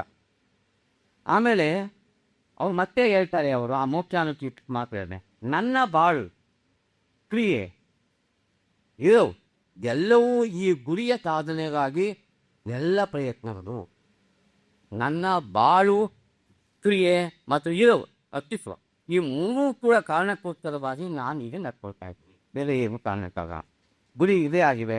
ಒಬ್ಬರಿಗೆ ಯಾವುದು ಸಾಧ್ಯವೋ ಅದು ಎಲ್ಲರಿಗೂ ಸಾಧ್ಯವೆಂದು ನಾನು ಯಾವಾಗಲೂ ನಂಬಿದ್ರು. ನೋಡಿ, ಇದು ಭಾಳ ಜನರಿಗೆ ಗೊತ್ತಿಲ್ಲ. ಈಗ ನನಗೆ ನಾನು ಆತ್ಮಚರಿತ್ರೆ ನಾವೆಲ್ಲ ಬಟ್ ನಾನೆಲ್ಲ ಹೇಳ್ಕೊಂಬಂದೆ. ಒಬ್ಬ ಆತ್ಮಚರಿತ್ರೆಯನ್ನು ಯಾನು ವಿದ್ಯಾವಂತನೇ ಆಗಬೇಕು, ಏನೋ ಮಾಡಿದ್ರೆ ಅವನೇ ಬಲಿಬೇಕು ಅಂತಲ್ಲ. ಒಬ್ಬ ರೈತನ ಮಗ ಕೂಡ ಆತ್ಮಚರಿತ್ರೆ ಬರೀತಾರೆ. ಯಾಕಂದರೆ ಅವನಿಗೂ ಕೂಡ ಕೆಲವು ಕನಸುಗಳಿರ್ತವೆ, ನನಸುಗಳಾಗಿರ್ತವೆ. ಅವನೇ ಹೋರಾಟ ಮಾಡಬೇಕು, ಅವನ ಫ್ಯಾಮಿಲಿಗೆ ಹೋರಾಟ ಮಾಡಲಿ, ಅದು ಕೂಡ ಅವನ ಆತ್ಮಚರಿತ್ರೆಯ ಭಾಗ. ಭಯಭ್ರಾಂತಿಯನ್ನು ಅವನು ಬರೀಬೋದು. ಆದರೆ ಅವನಿಗೆ ಅದು ಬರೆಯೋಕ್ಕೆ ಇಷ್ಟ ಆಗಿಲ್ಲ, ಮತ್ತು ಅವನ ವಿದ್ಯಾಭ್ಯಾಸ ಕಲ್ತಿಲ್ಲ ಅನ್ನೋ ಕಾರಣಕ್ಕೆ ಬಿತ್ತೋಗ ನಾನು ನೀವೇ ಬರೀಬೇಕು ಅಂತ ನಿಯಮ ಏನಿಲ್ಲ, ಯಾರು ಬೇಕಾದರೂ ಬರೀಬೋದು. ಅದಕ್ಕೆ ಗಾಂಧೀಜಿಯವರು ಸಮಾನತೆ ತತ್ವ ಅನ್ನುವಂಥದ್ದು ಇಂಥ ವಿಷಯಗಳಲ್ಲೂ ಕೂಡ ಪ್ರಾಮುಖ್ಯ ಸ್ಥಾನವನ್ನು ನಾವು ವಹಿಸಬೇಕಾಗ್ತದೆ. ಒಬ್ಬರಿಗೆ ಯಾವುದು ಸಾಧ್ಯವೋ ಅದು ಎಲ್ಲರಿಗೂ ಸಾಧ್ಯವಾಗೂ ನಾನು ಅಂತಾರೆ. ನಿಮಗೆ ಬರೀಬೇಕು ಅಂತಿದ್ದರೆ ನನಗೂ ಬರೀಬೇಕು ಅಂತ ಬರುತ್ತದೆ. ನಿಮಗೆ ಸಾಧ್ಯವಾದ್ದು ನನಗೆ ಸಾಧ್ಯ ಆಗಬಾರ್ದು, ಅದು ಯೋಚನೆ ಮಾಡಬೇಕಾದಂಥ ಒಂದು ಸಂಗತಿ. ಇದು ಅವರು ನನ್ನ ಪ್ರಯೋಗಗಳು ರಹಸ್ಯದಲ್ಲಿ ನಡೆದಲ್ಲ, ಬಹಿರಂಗವಾದ. ನಾನು ಮಾಡಿದ ಪ್ರತಿಯೊಂದು ಪ್ರಯೋಗವೂ ಕೂಡ ನಾನು ಬಹಿರಂಗವಾಗಿ ಮಾಡಿದ್ದೆ, ರಹಸ್ಯವಾಗಿ ನಾನು ಏನೂ ಮಾಡಿದ ಅನ್ನುವುದನ್ನು ಕೂಡ ಗಾಂಧಿ ಹೇಳ್ತಾರೆ. ಅವು ಆಧ್ಯಾತ್ಮಿಕವಾದವು ಅಥವಾ ನೈತಿಕವಾದವು. ಏಕೆಂದರೆ ಧರ್ಮದ ತೆರಳು ನೀತಿಯ ಸ್ವಲ್ಪ ಇವುಗಳ ಬಗ್ಗೆ ಸ್ವಲ್ಪ ಆಲೋಚನೆ ಮಾಡಬೇಕು. ಇದು ಧರ್ಮ, ನೀತಿ, ಅಧ್ಯಾತ್ಮ ಇವೆಲ್ಲ ಬಳಸ್ತಾರೆ. ಈಗ ಧರ್ಮ, ಅಧ್ಯಾತ್ಮ ಮತ್ತು ನೀತಿ ಇವು ಬೇರೆ ಬೇರೆ ಯಾರು. ಧರ್ಮ ಅನ್ನೋದಕ್ಕೆ ರಿಲಿಜಿಯನ್ ಮಾತ್ರ, ಅದು ಇಂಗ್ಲೀಷ್ ರಿಲಿಜಿಯನ್ ಪದ ಸರಿಯಾದ ಪದ ಅಲ್ಲ. ಅದು ಬೇರೆ ನನ್ನ ಮತಧರ್ಮ ಅಂತ ಅದನ್ನು ಅನುವಾದ ಮಾಡ್ಕೊಂಡು, ಧರ್ಮ ಅಂತ ಅನ್ನುವಂಥದ್ದು ನೀತಿ ಅಂತ ಅವು ಇಟ್ಕೊಬೇಕು ಮಾಡ್ತಾ ಇದ್ದಾರೆ ಗಾಂಧೀಜಿಯವರು. ಧರ್ಮ ಅಂತ ಯಾವ ತಿರುಳು, ಅದು ತಿರುಳು ನೀತಿ ಇರ್ತದೆ, ಮೊಹರತ್, ಅದು ಧರ್ಮ ಆಗುತ್ತೆ. ಎಂದು ಅಧ್ಯಾತ್ಮ ಇನ್ನೊಂದು, ಅದು ಸೂಪರ್, ಅದು ಭಾಳ ಹೆಚ್ಚು ವ್ಯತ್ಯಾಸ ಆಗುವಂಥ ಅಧ್ಯಾತ್ಮದ ಪುನರುತ್ತ ನಮ್ಮಲ್ಲಿ ಬಂದಿದ್ದೇ ರಾಮಕೃಷ್ಣ ಪರಮಹಂಸರಿಂದ ಮತ್ತು ವಿವೇಕಾನಂದರಿಂದ. ಗಾಂಧೀಜಿ ಗೊತ್ತಾಗೋದಿಲ್ಲ. ಅದು ಅಧ್ಯಾತ್ಮ ಪದ ನಮ್ಮ ಸರಿಯಾಗಿ ಬಳಕೆ ಆಗಿಲ್ಲ ನಮ್ಗೆ. ಅದು ಒಮ್ಮೆ ರಿಲಿಜಿಯನ್ ಅಂತ ಹೇಳ್ತಾ ಇರೋದು, ಮಧರ್ಮ ಅಂತ ಧರ್ಮ ಅಂತ ಹೇಳೋದು. ನಾನು ಬರೀ ತತ್ವಗಳನ್ನು ಮಾತ್ರವೇ ಚರ್ಚಿಸಬೇಕಾಗಿದ್ದರೆ ಖಂಡಿತವಾಗಿ ಆತ್ಮಕಥೆಯನ್ನು ಬರೀತಾ ಇರಲಿಲ್ಲ. ಇಲ್ಲಿ ನಾನು ತತ್ವಗಳನ್ನು ಏನೂ ಹೇಳ್ತಾ ಇಲ್ಲ, ಯಾವ ಸಿದ್ಧಾಂತಗಳನ್ನು ನಾನು ಪ್ರತಿಪಾದನೆ ಮಾಡ್ತಾ ಇಲ್ಲ. ಅವುಗಳನ್ನು ಪ್ರತಿಪಾದನೆ ಮಾಡಬೇಕು ಅಂತ ಇದ್ದರೆ ನಾನು ನನ್ನ ಗ್ರಂಥವನ್ನು ಬರೀತಾ ಇದ್ದೆ. ಯೋಜನ ಅನುಭವಕ್ಕೆ ಬಂದನ್ನು ಆಗಬೇಕಾದ ಪ್ರಯೋಗಗಳನ್ನು ಜನತೆಗೋಸ್ಕರವಾಗಿ ನಾನು ಮಾಡ್ತಾ ಇದ್ದೇನೆ ಅಷ್ಟೇ ಹೊರತು ನನಗಾಗಿ ಅಲ್ಲ ಅನ್ನುವುದನ್ನು ಯೋಚನೆ ಮಾಡಬೇಕು. ವಿವಿಧ ವ್ಯವಹಾರಗಳಲ್ಲಿ ಹೇಗೆ ಪ್ರಯೋಗಿಸಬೇಕು ಪ್ರಯೋಗಗಳನ್ನು ಅನ್ನುವ ಕಾರಣಕ್ಕೋಸ್ಕರವಾಗಿ ಇವುಗಳನ್ನು ನಾವು ಅನುಕೂಲಕ್ಕೋಸ್ಕರ ಬಳಸ್ಕೊಳ್ತಾ ಇದ್ದೀನಿ ಹೊರತು ಇದು ಯಾವ ತತ್ವವೂ ಇಲ್ಲ. ಈಗ ನಾವು ಗಾಂಧಿ ತತ್ವ ಅಂತೀವಿ, ಗಾಂಧಿ ಸಿದ್ಧಾಂತ, ಅವ್ಯಾವು ಗಾಂಧೀಜಿಯವರು ರೂಪಿಸಿದ್ದ ಅಲ್ಲ ಅವು, ನಾವು ಮಾಡಿಕೊಂಡು ಅಷ್ಟೇ. ನಾನು ಮಾತಾಡ್ದೆ ಗಾಂಧಿ ಸಾಹಿತ್ಯ ಅಂತ ಹೇಳಿದ್ರೆ, ಗಾಂಧಿ ಸಾಹಿತ್ಯ ಅನ್ನೋದು ನಿಜ, ಅವ್ರು ಬರೆದಿರೋ ಸಾಹಿತ್ಯ ಒಟ್ಟು ಮೂಡಿದ್ರೆ ಗಾಂಧಿ ಸಾಹಿತ್ಯ ಆಗುತ್ತೆ. ಅದು ನಾವು ಕೊಟ್ಟ ಹೆಸರು, ಗಾಂಧೀಜಿ ಕೊಟ್ಕೊಂಡೇನಿರ್ತಲ್ಲ. ಬೌದ್ಧ ಧರ್ಮ ಅಂತ ಹೇಳ್ತೀವಿ, ಬೌದ್ಧ ಧರ್ಮ ಮಾಡಿದ್ನ ಬುದ್ಧ ಕಾಲದಲ್ಲಿ ಇಲ್ಲ, ಅವನ ಶಿಷ್ಯರು ಮಾಡಿತ್ತು. ಅದೇ ಗಾಂಧೀಜಿಯವರು ಏನು ಭಾವನೆಗಳನ್ನು ಹೊರಿಸ್ತಾ ಇದ್ವಿ ಅದು ಅವರು ಹೇಳಿತ್ತಲ್ಲ. ಫಸ್ಟ್ ತಿಳ್ಕೊ, ಅದನ್ನು ಅವ್ರ ಜೀವಿತ ನೀವು ಹೋದರೆ ಅಪ್ಪಟ ಒಬ್ಬ ಮನುಷ್ಯ ತನಗೆ ಏನು ಅನ್ನಿಸ್ತದೆ, ತನಗೇನು ನಡೆದ ಅದನ್ನು ಅವನು ಹೇಗೆ ಹೇಳ್ತಾ ಇದ್ದಾನೆ ಅನ್ನೋದನ್ನು ತಿಳ್ಕೊಳ್ಳೋಕ್ಕೆ ಕೊಡ್ತದೆ ಅಷ್ಟೇ. ಅದು ಯಾವ ಭ್ರಮೆಯೂ ಇಲ್ಲ, ಮತ್ತು ವೈಭವೀಕರಣವೂ ಇಲ್ಲ. ಯಾರನ್ನೋ ಏನೋ ಮೇಲಕ್ಕೆ ತಾನು ಕೆಳಗಡೆ ಇವೇನೂ ಮಾಡಿಲ್ಲ. ಅದು ಹೇಗೆ ಇತ್ತು ಹಾಗೆ ಮಾಡೋದು, ಏನಾದ್ರೂ ಹೇಳ್ತಾರೆ. ಗಾಂಧೀಜಿ ಹೇಗೆ ಹೇಳಿದ್ದಾರೆ ಅಂತ, ಗಾಂಧೀಜಿ ಒಬ್ಬ ಗಾಂಧೀಜಿಯಾಗಿ ಹೇಗೆ ಹೇಳಿದ್ದಾರೆ ಅದನ್ನ ಅಷ್ಟೇ ನೀವು ಜೊತೆ ಕಾಣ್ತಾ ಹೊರತು ಏನೋ ಅದ್ದೂರಿ ಆದ್ರಿಂದ ಎಲ್ಲ ಏನೋ ದೇವ್ರ ಹತ್ರ ಅವರೇ ಇದ್ದಾರೆ, ಇವೇನೂ ಇಲ್ಲ. ಯಾವ ಕನಸುಗಳು ಹಾಗೆ ಮಾಡಿಲ್ಲ ಅಂತ ನನ್ನ ಗಮನಕ್ಕೆ ನಾನು ಯೋಚನೆ ಮಾಡಿ ಹೋಗ್ತಾರೆ. ನನಗೆ ಸತ್ಯವೇ ಸಾರ್ವಭೌಮ ತತ್ವ ತಾನೇ ಹೇಳ್ತಾ ಇರೋದು. ಆಮೇಲೆ ಗಾಂಧೀಜಿಯವರು ಎರಡು ಆ ಬದಲಾವಣೆ ನನ್ನೇ ಎಲ್ಲ ಬಂದುತ್ತದು. ಸತ್ಯವೇ ದೇವರು ಅನ್ನೋದು ಒಂದು, ದೇವರೇ ಸತ್ಯ ಅನ್ನೋದು ಒಂದು, ಅದು ವ್ಯತ್ಯಾಸಗಳಿವೆ. ದೇವರು ಸತ್ಯ, ಗಾಡ್ ಈಸ್ ಟ್ರೂತ್ ಅನ್ನುವಂಥದ್ದನ್ನು ಅಕ್ಸೆಪ್ಟ್ ಮಾಡ್ಕೊಳ್ತಾರೆ. ಆದರೆ ಆಮೇಲೆ ಟ್ರೂತ್ ಈಸ್ ಗಾಡು ಅನ್ನೋದನ್ನು ನೆಕ್ಸ್ಟ್ ಮಾಡ್ಕೊಳ್ತಾರೆ. ಸೊ ಟ್ರೂತ್ ಈಸ್ ಗಾಡ್ ಅಂತ ಅಂದಾಗ ದೇವರು ಸತ್ಯವೇ ದೇವರು ಅಂತ ಅಂದಾಗ ದೇವರು ಇದಾನೋ ಇಲ್ವೋ ಅನ್ನುವಂಥ ಪ್ರಮೇಯ ಬಂದೇ ಬರುತ್ತೆ. ಅದೇ ದೇವರೇ ಸತ್ಯ ಅಂತ ಅಂದಾಗ ನಮಗೆ ದೇವರಿದ್ದಾನೆ, ಅವನು ಸತ್ಯದ ರೂಪಕ್ಕೆ ತಾನೇ ವಿಚಾರ ಬರುತ್ತೆ. ಅದು ಆ ತತ್ವಗಳ ವಿಚಾರ. ಆಮೇಲೆ ಅವರು ಹೇಳುವಂಥವು ಈ ಸತ್ಯ ಬರಿಯ ವಾಕ್ ಸತ್ಯ ಅಲ್ಲ, ಇದು ಆಲೋಚನೆಯ ಸತ್ಯ. ವಾಕ್ ಅಂದರೆ ಬರೀ ಮಾತಾಡಿಬಿಟ್ಟು ಕಲ್ತ್ಕೊಳ್ದಾಗ ವಾಕ್ ಸತ್ಯ ಅಂದರೆ ಓರಲ್ಲ. ನಾನು ಏನಾಗ ಒಂದು ಎತ್ತೋಗು ಮಾತು ಬಿತ್ತೋಗಿ ಗಾದೆ ಹೇಗಿದ್ದಾರೆ ಆ ಥರದ ಮಾತಲ್ಲ ನಾನು ಹೇಳ್ತಾ. ಇದು ಆಲೋಚನೆ ಮಾಡಿ ನಾನು ಬರೆದಿರುವ, ಅದರಿಂದ ಇದು ತೆಗೆದುಹಾಕುವಂಥದ್ದು ಆಗೋದಿಲ್ಲ ಅಂತ ನಾನು ದೇವರನ್ನು ಸತ್ಯವೆಂದು ನಂಬಿದ್ದೇನೆ ಅಷ್ಟೇ. ಅವ್ರು ನಂಬ್ಕೊಂಡು ಯಾಕೆ ಬೇಡ ಅಂತ, ದೇವರನ್ನು ಸತ್ಯವೆಂದು ನಂಬಿದ್ದಾನೆ, ಸತ್ಯವೇ ದೇವರು ಅಂತ ಅವರು ನಂಬ್ಕೊಂಡಿದ್ದಾರೆ. ನನಗೆ ಯಾವುದು ಸಾಧ್ಯವೋ ಅದು ಒಂದು ಸಣ್ಣ ಮಗುವಿಗೂ ಸಾಧ್ಯವೆಂಬ ನಂಬಿಕೆ ನನ್ನಲ್ಲಿ ಬೆಳಕು. ನೋಡಿ, ಇದೇ ಗಾಂಧೀಜಿ ನಮ್ಗೆ ಯಾಕೆ ಬೇರೆ ಆಗ್ತಾರೆ ಅಂತಂದರೆ, ನಾನು ಏನನ್ನ ಸಾಧನೆ ಮಾಡಬೇಕು ಅಂತ ಹೊರಟಿದ್ದೀನೋ, ಯಾವುದು ಸಾಧ್ಯ ಅಂತ ತಿಳ್ಕೊಂಡಿದ್ದೀನೋ ಅದು ಒಬ್ಬ ಸಣ್ಣ ಮಗುವಿಗೂ ಸಾಧ್ಯ. ಅಂದರೆ ಅವನು ಮುಂದೆ ಮಾಡಬಲ್ಲ, ನಾನು ಮಾತ್ರ ಮಾಡಬಲ್ಲೆ, ಅವನು ಮಾಡ್ಲಾರ ಅಂತ ಅನ್ನೋದ ಗಾಂಧೀಜಿಯವರು ಎಲ್ಲೂ ಹೇಳಿ. ಸೊ ಅದನ್ನ ಎಸ್ ಎ ಹ್ಯೂಮನ್ ಬೀಯಿಂಗ್, ಒಬ್ಬ ಮನುಷ್ಯನಾಗಿ ಅವನು ಸಾಧನೆ ಹೇಳುವಾಗ, ಅವನು ಹೋರಾಟದ ಸಾಧನೆ ಹೇಳುವಾಗ ನೀನು ಇದನ್ನು ಮಾಡ್ಬೋದು, ನಾನೇ ಮಾಡಬಲ್ಲ ಅಂತ ಅನ್ನುವಂಥದ್ದು ಯೋಚನೆ ಏನೂ ಅಲ್ಲ ಅನ್ನೋದನ್ನು ಈ ಮಾತು ಹೇಳ್ತದೆ. ನನಗೆ ಯಾವುದು ಸಾಧ್ಯವೋ ಅದು ಒಂದು ಸಣ್ಣ ಮಗುವಿಗೆ ಸಾಧ್ಯವೋ ಎಂಬ ನಂಬಿಕೆಯು ನನ್ನಲ್ಲಿ ಬೆಳೆಯುತ್ತಿದೆ. ಹೀಗೆ ಹೇಳಲು ನನಗೆ ಸರಿಯಾದ ಕಾರಣಗಳಿದೆ. ಏನಂದರೆ ಸತ್ಯ ಶೋಧನೆಯ ಸಾಧನಗಳು ಎಷ್ಟು ಸರಳವೋ ಅಷ್ಟು ಕಠಿಣವಾಗಿರ್ತವೆ. ನಾನು ಹಿಂಗೆ ಯಾಸಿ ಹೇಳ್ತಾ ಇದ್ದೀನಿ ಅನ್ನೋ ಸತ್ಯದ ಪ್ರಯೋಗಗಳು ಮಾಡುವಾಗ ಸರಳವಾಗಿರ್ತಾವೆ ನಿಜ, ಆದರೆ ಎಲ್ಲರೂ ಅದನ್ನು ಮಾಡೋಕ್ಕಾಗಲ್ಲ ಕೆಲವೊಮ್ಮೆ, ಯಾಕೆಂದರೆ ಕಠಿಣವೂ ಆಗುತ್ತೆ. ಗಾಂಧೀಜಿ ಆ ಕಠಿಣತೆಯನ್ನು ಎದುರಿಸೋದಿದೆಯಲ್ಲ ಭಾಳ ಕಷ್ಟ. ಅವರು ಒಂದು ಅರ್ಥದಲ್ಲಿ ಅಥವಾದಿಯೂ ಅಂತಾರೆ ಕೆಲವೊಮ್ಮೆ ವಿಷಯಗಳಲ್ಲಿ. ಅದು ಜೀವನ ಓದಿದಾಗ ನಿಮಗೆಲ್ಲ ಗೊತ್ತಾಗುತ್ತೆ. ನಾನು ವಿವರಿಸಿರುವ ಪ್ರಯೋಗಗಳನ್ನು ಉದಾಹರಣೆಗಳನ್ನು ಮಾತ್ರ ಇರಿಸಬೇಕು. ನಾನು ಉದಾಹರಣೆಗಳನ್ನು ಕೊಟ್ಟಿದ್ದೀನಿ, ಅದನ್ನು ನೀವು ಎಣಿಸ್ಕೋಬೇಕು. ಇವುಗಳಲ್ಲಿ ಆಧಾರದ ಎಲ್ಲರೂ ಅವರವರ ಬುದ್ಧಿ ಮತ್ತು ಶಕ್ತಿಗೆ ಅನುಗುಣವಾಗಿ ಪ್ರಯೋಗಗಳು ಮಾಡಿ, ನಾನೇನು ಇದೇನಿಲ್ಲ, ನೀವು ಇದನ್ನು ಎಣಿಸ್ಕೊಳ್ಳಿ. ಉದಾಹರಣೆಗಳನ್ನು ಅವರವರ ಬುದ್ಧಿ ಭಾವ ಏತರದೋ ಅದಕ್ಕನುಗುಣವಾಗಿ ನೀವು ಅನ್ವಯ ಮಾಡಿಕೊಂಡು ಹೋಗಿ ಅನುಗುಣವಾದ ಪ್ರಯೋಗಗಳನ್ನ ಮಾಡಿಕೊಡಿ ಅಂತ ಹೇಳೋಣ. ಇದು ಗಾಂಧೀಜಿಯವರು ತಮ್ಮ ಆತ್ಮಕಥೆಯನ್ನು ಬರೆಯುವ ಸಂದರ್ಭದಲ್ಲಿ ನಾನು ಯಾಕೆ ಇದನ್ನು ಅಪರಕ್ಕೆಲ್ಲ ಬರಿತಾ ಇದ್ದೇನೆ, ಅದು ಪ್ರಯೋಗಗಳನ್ನು ಮಾಡ್ಕೊಳ್ಳೋದು ಬರಲಿಲ್ಲ ಹೊರತು ಅದು ಬಯೋಗ್ರಫಿ ಆಟೋಬಯೋಗ್ರಫಿ ಅನ್ನುವ ಪದಗಳಿಗೆ ಅನ್ವಯವಾಗುವಂಥ ಫಲ ಅಲ್ಲ ಅನ್ನೋದನ್ನು ನನ್ನ ಗಮನಕ್ಕೆ ಬರ್ತಾ. ಅದಿನ್ನು ಮಾತನ್ನು ಈಗ ನಾನು ಜನರ ಕೆಲವು ವಿಷಯಗಳಿಗೆ ಬರ್ತೀನಿ. ಸುಮ್ಮನೆ ಗಂಜಾನ್ ಈ ಗಾಂಧಿ ಅಂದರೆ ಗಾಂಧಿ ಅಂತ ನಾನು ಪದ ಬಳಸಿದ್ದೆ, ಅದು ನನ್ನ ಪುಸ್ತಕದ ಒಂದು ಹೆಸರು ಕೂಡ ಆಗುತ್ತೆ. ಆ ಗಾಂಧಿ ಗಾಂಧಿ ಅಂದರೆ ಇನ್ನೊಬ್ರು ಇದೆ, ಗಾಂಧಿ ಅಂದರೆ ಗಾಂಧಿನೇ, ಬೇರೆ ಅಲ್ಲ. ಸೊ ಅದು ನನಗೇನಂದ ಅದು ಅಂದರೆ ಸತ್ಯ ಮತ್ತು ಅಹಿಂಸೆ പക്ഷേ ಅವರನ್ನು ಆ ಹೆಸರಿಗೆ ಅಲೌಕಿಕವಾಗಿ ಮಾಡಿಕೊಂಡು ಗಾಂಧೀಜಿಯನ್ನು ನಾನು ಆಲೋಚನೆ ಮಾಡಿದ್ದು ಒಬ್ಬ ಹ್ಯೂಮನ್ ಬೀಯಿಂಗ್. ಹೌದಾ ಸರ್, ಗಾಂಧಿ ಅಂತಂದರೆ ಅವರು ಆಕಾಶದಲ್ಲದೆ ಭೂಮಿ ಅಂತೆ. ಅವ್ರು ಆಕಾಶವನ್ನು ನೀವು ಹೇಗೆ ಕಲ್ಪಿಸ್ಕೊಳ್ತೀರೋ, ಭೂಮಿಯನ್ನು ಹೇಗೆ ಕಲ್ಪಿಸ್ಕೊಳ್ತೀರೋ ಅದಷ್ಟೇ ಸಿಂಪಲ್ ಇನ್ ಸಿಂಬಲ್ ಮಾತ್ರ. ಸರಳವಾಗಿ ಇವಾಗ ಗಾಂಧಿ ಅಂದರೆ ಆಕಾಶದ ಹೋಗಿ ನೀವು ಯಾವ್ದು ಬೇಕಾದ್ರೂ ಮಾಡ್ಕೊಳ್ಳಿ, ಅದರ ಬಣ್ಣದಿಂದ ಇದ್ದು ಆಕಾರಗಳನ್ನೊಂದು ಅದರ ಅನಂತತೆಯನ್ನು ಅದನ್ನು ಇಟ್ಕೊಂಡು ಏನು ಬೇಕಾದ್ರೂ ನೀವು ಮಾಡಿಸಿ. ಭೂಮಿ ತಾಯಿ ಅಂತ ನೀವು ಏನ್ಕೊಳ್ತೀವಿ ಅದನ್ನೆಲ್ಲ ಬೇಕಾದ್ರೂ ಹೊರ್ಬೋದು. ಈಗ ಸತ್ಯ ಅಹಿಂಸೆಯ ಬಗ್ಗೆ ನಾನೇನು ಹೊಸ್ದಾಗಿ ಹೇಳ್ತಾ ಇಲ್ಲ, ಐನ್ಸ್ಟೀನ್ ಕೂಡ ಹೇಳ್ತಾನೆ ಬೇರೆ ಅಂತ ಏನು ಅಂದರೆ, ನಾನು ಗುರುತ್ವಾಕರ್ಷಣ ಕೃಷ್ಣ ಶಕ್ತಿಯ ತತ್ವಗಳನ್ನು ನಿರೂಪಿಸುವಾಗ ನಾನು ಹೊಸದೇನೂ ಹೇಳ್ತಾ ಇದ್ದೀನಿ ಅಂತ ತಾವು ತಿಳ್ಕೊಬೇಡಿ. ಅನ್ಸ್ತೀನಲ್ಲ ಮಾತು ಹೇಳ್ತಾ ಯಾಕೆ ಅಂತಂದರೆ ಇವು ಆಗಲೇ ಇದ್ದವು, ಆ ಇದ್ದವನ್ನ ಇವೇ ಅನ್ಕೊಂಡು ನಾವು ತೋರಿಸ್ಬೋದು. ಯಾಕೆ ನಾವು ಇಲ್ಲದೆ ಹೋಗಿತ್ತು ಐನ್ಸ್ಟೀನ್ ವರ್ಕ್ ಮಾಡಿ ಅದನ್ನ ಇವೇನು ತೋರಿಸಿದ್ದಾರೆ, ಹೇಗೆ ಅದನ್ನ ಇಲ್ಲದೆ ಇರೋದನ್ನು ಯಾವುದು ತೋರ್ಸೋಕ್ಕಾಗ್ತದೆ, ಇದರಿಂದ ಏನಂತ ಕತೆ ಮಾಡೋಕ್ಕಾರ. ಅದರಿಂದ ಆದರೆ ಗಾಂಧೀಜಿಯವರು ಸತ್ಯ ಮತ್ತು ಅಹಿಂಸೆ ಅನ್ನುವಂಥದ್ದು ಹೊಸವಲ್ಲ, ಇವು ಭಾಳ ಹಿಂದಿನ. ಅದಕ್ಕೆ ಅವ್ರು ಇಂಗ್ಲೀಷ್ನಲ್ಲಿ ಬರೀತಾರೆ, ಅದಕ್ಕೆ ಹೇಳ್ತೀನಿ, I have nothing new to teach the world. I have nothing new to teach the world ಅಂದರೆ ಪ್ರಪಂಚಕ್ಕೆ ನಾನೇನಾದರೂ ಬೋಧಿಸಬೇಕು ಅನ್ನುವಂಥದ್ದು ಯಾವ ಹೊಸದು ಇಲ್ಲ. ಇದು ಕಷ್ಟ ಇದೆ ಅಂತ ಏನು ಪ್ರಮೇ ನೋಟೆ ನಾನು ಏನು ಬರಿತಾ ಇದ್ದೀನೋ ಇದರಲ್ಲಿ ಯಾವುದೂ ಹೊಸದಿಲ್ಲ ಪ್ರಪಂಚಕ್ಕೆ. ಯಾಕೆ ಅಂತಂದರೆ truth and non violence are all as gold hills ಅಂದರೆ ಬೆಟ್ಟಗುಡ್ಡಗಳು. ಈ ಜಗತ್ತಿನಲ್ಲಿ ಬೆಟ್ಟಗುಡ್ಡಗಳು ಪರ್ವತಗಳು ಹೇಗೆ ಸಹಜವಾಗಿ ಇದೆಯೋ ಹಾಗೆ ಈ ಟ್ರೂತ್ ಆ್ಯಂಡ್ ನಾನ್ ವೈಲೆನ್ಸ್ ಅಂದರೆ ಸತ್ಯ ಮತ್ತು ಅಹಿಂಸೆ ಕೂಡ ಬೆಟ್ಟಗುಡ್ಡಗಳ ಹಾಗೆ ಸಹಜವಾಗೇ ಇದೆ. ಅದನ್ನು ನಾನು ಹೇಳ್ತಾ ಇದ್ದೇನೆ ಅಷ್ಟೇ, ಬೇರೆ ಏನೂ ಅಲ್ಲ ಅನ್ನುವ ಗಾಂಧಿಯನ್ನು. ಈಗ ಯಾರೋ ನೆನ್ನೆ ಪ್ರಶ್ನೆ ಕೇಳಿದ್ರು, ಗಾಂಧೀಜಿ ಯಾಕೆ ದೇಶದ ಅಧಿಕಾರದಲ್ಲಿರಲಿಲ್ಲ, ಪ್ರಧಾನಿಯಾಗಿ ಏನೋ ಯಾವುದೋ ಬಂದು ಪ್ರಶ್ನೆ ನಾನು ಇದ್ಯಾ ಯಾಕೆ ಅನ್ನೋದನ್ನೇ ನೀವು ಯಾಕೆ ಕೇಳ್ತೀರಿ, ಅಲ್ಲಿ ಕೇಳಲೇಬಾರ್ದು ಅಂಥವ್ರು. ಯಾಕೆ ಅವ್ರು ಯಾಕೆಂದರೆ ಗಾಂಧೀಜಿ ಒಂದು ಫೋರ್ಸ್, ಈ ದೇಶದಲ್ಲಿ ಯಾರೂ ಒಂದು ಫೋರ್ಸ್ ಆಗಲಿ. ಯಾಕೆಂದ್ರೆ ಯಾರು ಅಧಿಕಾರದಿಂದ ಹೊರಗೆ ಇರ್ತಾರೋ, ಸಾಮಾನ್ಯ ಸುಬ್ಬರಿ ಆ ಮಾತನ್ನು ನೀವು ಯೋಚನೆ ಮಾಡಿ, ಅಧಿಕಾರ ಬರಲಿಲ್ಲ ಅಂತ.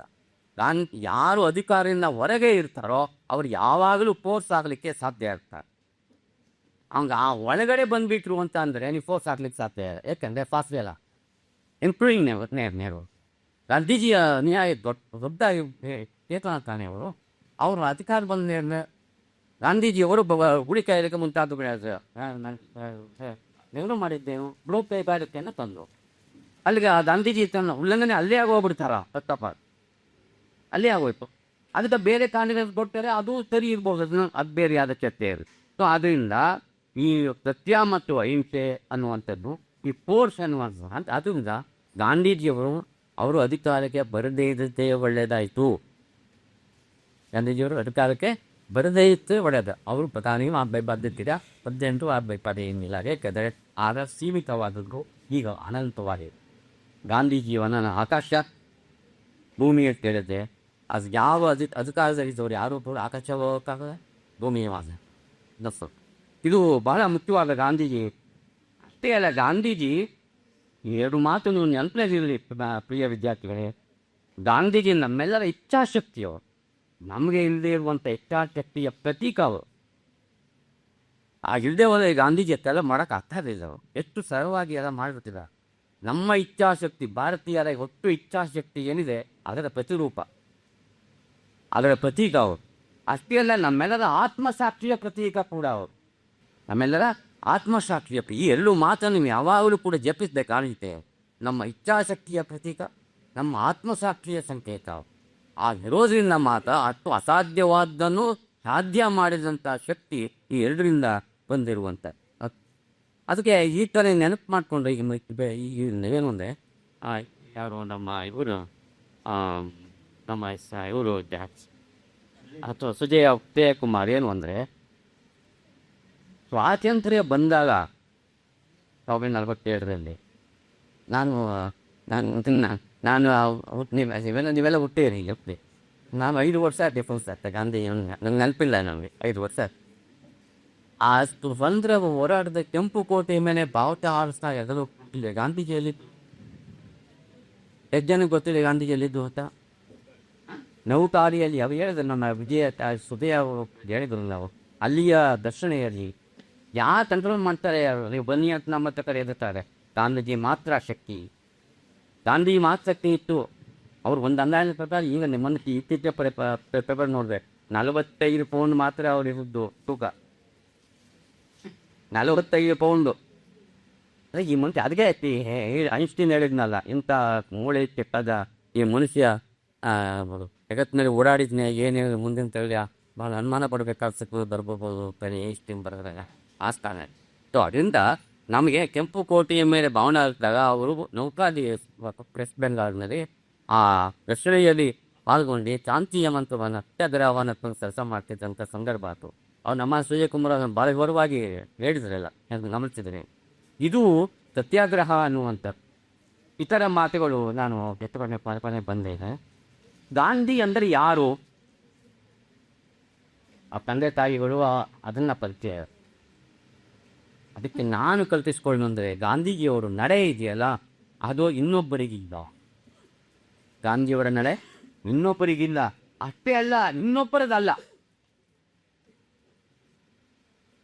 ಇನ್ನೊಬ್ಬರಿಂದ ತಪ್ಪನ್ನು ಮಾಡಿದ್ದಾರೆ. ಗಾಂಧೀಜಿಯವರ ನಡೆ ಇನ್ನೊಬ್ಬರಿಗೂ ಇಲ್ಲ, ಇನ್ನೊಬ್ಬರದೂ ಅಲ್ಲ. ಗಾಂಧಿ ಅಂದರೆ ಏನು ಅಂತ ಹಾಗೆ ಪೋರಿ ಅವರು ಫ್ಯಾಮಿಲಿ ಕಮೆಂಟ್ ಕೊಟ್ಟಿದ್ದಾಗ. ಆಮೇಲೆ ಗಾಂಧಿ ದೇಶದ ಒಂದು ಆದರ್ಶ, ಒಂದು ಮಾದರಿ. ಗಟ್ಟಿಯಾಗಿ ಹೆಚ್ಚಿನ ಕೆಲಸ ಆಗುತ್ತೆ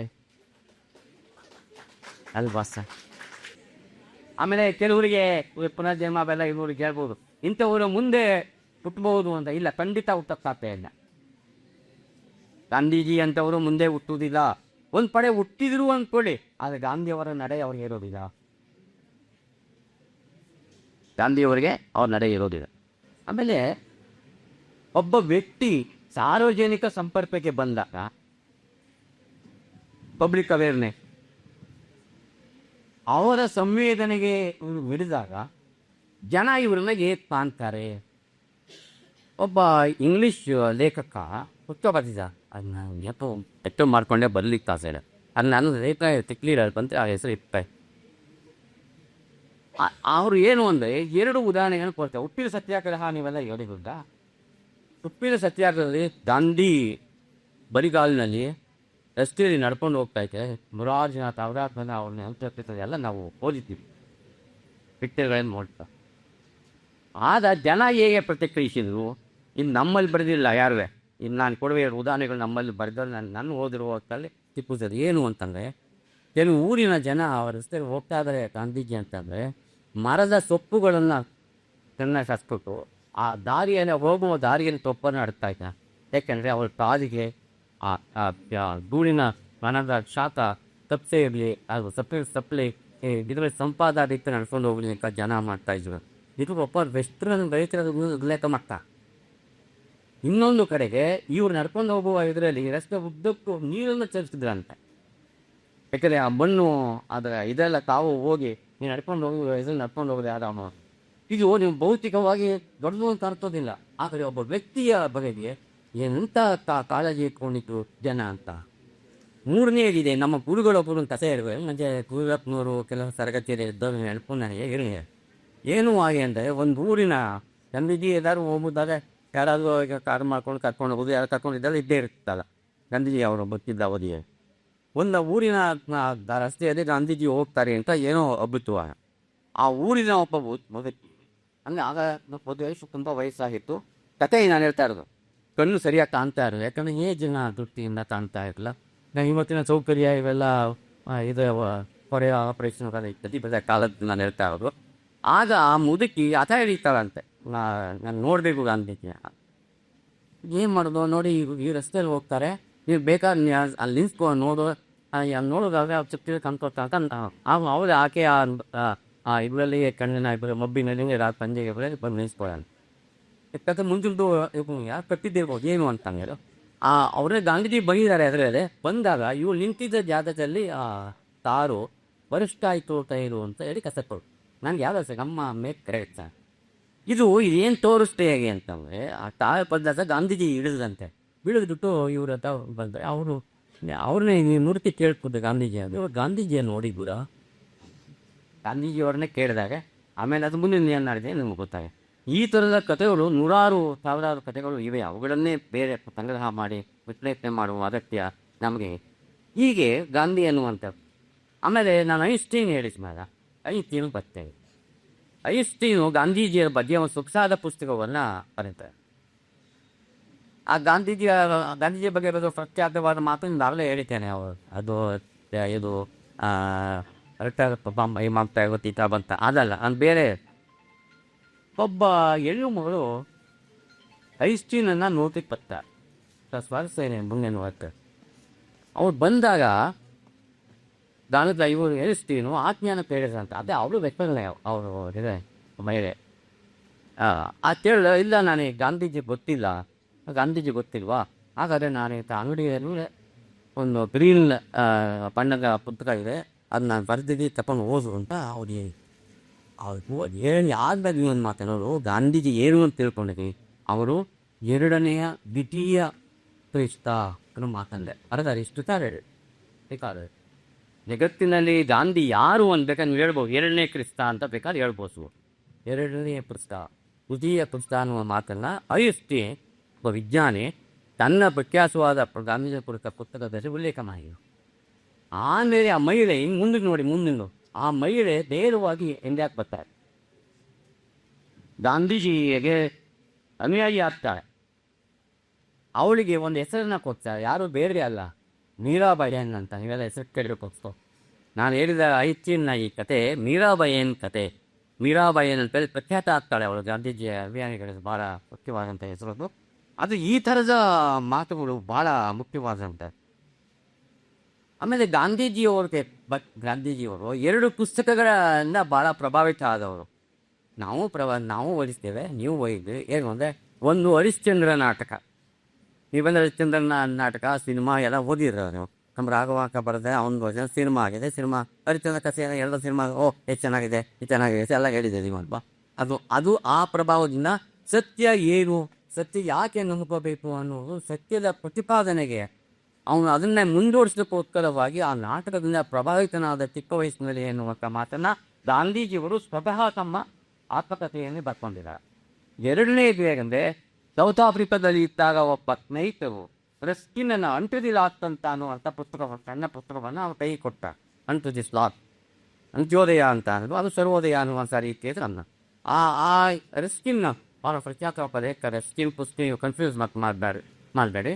ರಸ್ಕಿನನ್ನು ಅಂಟು ದಿ ಲಾಸ್ಟ್ ಅನ್ನುವಂಥ ಪುಸ್ತಕವನ್ನು ಕೊಟ್ಟು ಓದು ಇದಕ್ಕೆ. ಆಮೇಲೆ ಅವರು ಅಲ್ಲಿಂದ ಎಲ್ಲೋ ಬರ್ತಾರೆ, ಗಾಂಧೀಜಿ ಆ ರೈಲಲ್ಲೇ ಓದ್ಬಿಡ್ತಾರೆ ಸಣ್ಣ ಪುಸ್ತಕ.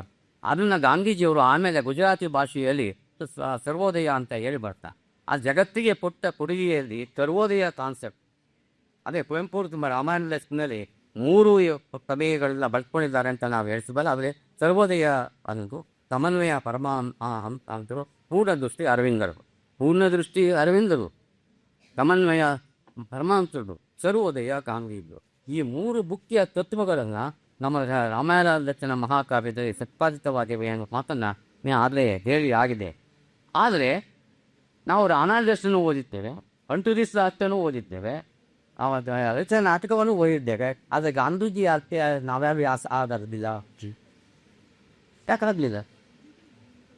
ನನಗೂ ನೀವು ಯಾಕೆ ಆಗಬಾರ್ದು? ಅದು ಎಲ್ಲರೂ ಒಂದಂತ ಅವರೇ ಹೇಳಿದ್ರಲ್ಲ, ನಾನು ಒಪ್ಪಂದ ಸಾಧನೆ ಎರಡನೇ ಮಾಡ್ಬೋದು, ಯಾಕೆ ಮಾಡಲಿಲ್ಲ? ಯಾಕೆ ಅಂದರೆ ಪಿಚ್ಚಾಪೆಕ್ತಿ ನಮಗಿಲ್ಲ, ಆತ್ಮಸಾಕ್ಷಿ ಅನ್ನುವಂಥದ್ದು ನಮಗಿಲ್ಲ. ನೀವು ಸುಮ್ಮನೆ ಗಾಂಧೀಜಿ ಹೇಳ್ಬಿಟ್ಟು ಅವರಿದ್ದು ಎಲ್ಲಿ ಇಟ್ಕೊಳ್ಳಿ, ನಾವು ಏನು ಬೇಡ ಅಂತ ಹೇಳೋದಾದ್ರೆ. ಅದರಿಂದ ಯಾರು ಇಚ್ಛಾಶಕ್ತಿ ಇರ್ತಾರೋ ಅವರು ಆಸ್ತಾರೆ ಎನ್ನುವಂಥ ಅದು ಚಿತ್ರಾಸ. ಅದರಿಂದ ಈ ಕುತ್ತುಗಳನ್ನು ಓದಿಬಿಟ್ರೆ ನಾವೇ ಹೋಗ್ತೀನಿ ಅಂತ ಅರ್ಥ ಅಲ್ಲ, ಅದು ಅವ್ರು ಆದರಲ್ಲ. ಗಾಂಧೀಜಿ ಬರೆದಿರುವಂಥ 2-3 ಮಾತುಗಳು. ಗಾಂಧೀಜಿ ಬರೆದಿರುವಂಥ ಜನ್ ಸ್ವರಾಜ್ಯ ಪುಸ್ತಕ 100 ಪುಟದ ಒಂದು ಚಿಕ್ಕ ಪುಸ್ತಕ. ಅದರಲ್ಲಿ ಈ ಯಂತ್ರ ನಾಗರಿಕತೆಯನ್ನು ಇದ್ರ ಬಗ್ಗೆ ತುಂಬ ಡಿಸ್ಕಷನ್ ಆಗಿದೆ, ವಿರೋಧಗಳು ಬಂದಿವೆ. ಗಾಂಧೀಜಿ ಅದಕ್ಕೆಲ್ಲ ಉತ್ತರವನ್ನು ಕೊಟ್ಟಿದ್ದಾರೆ.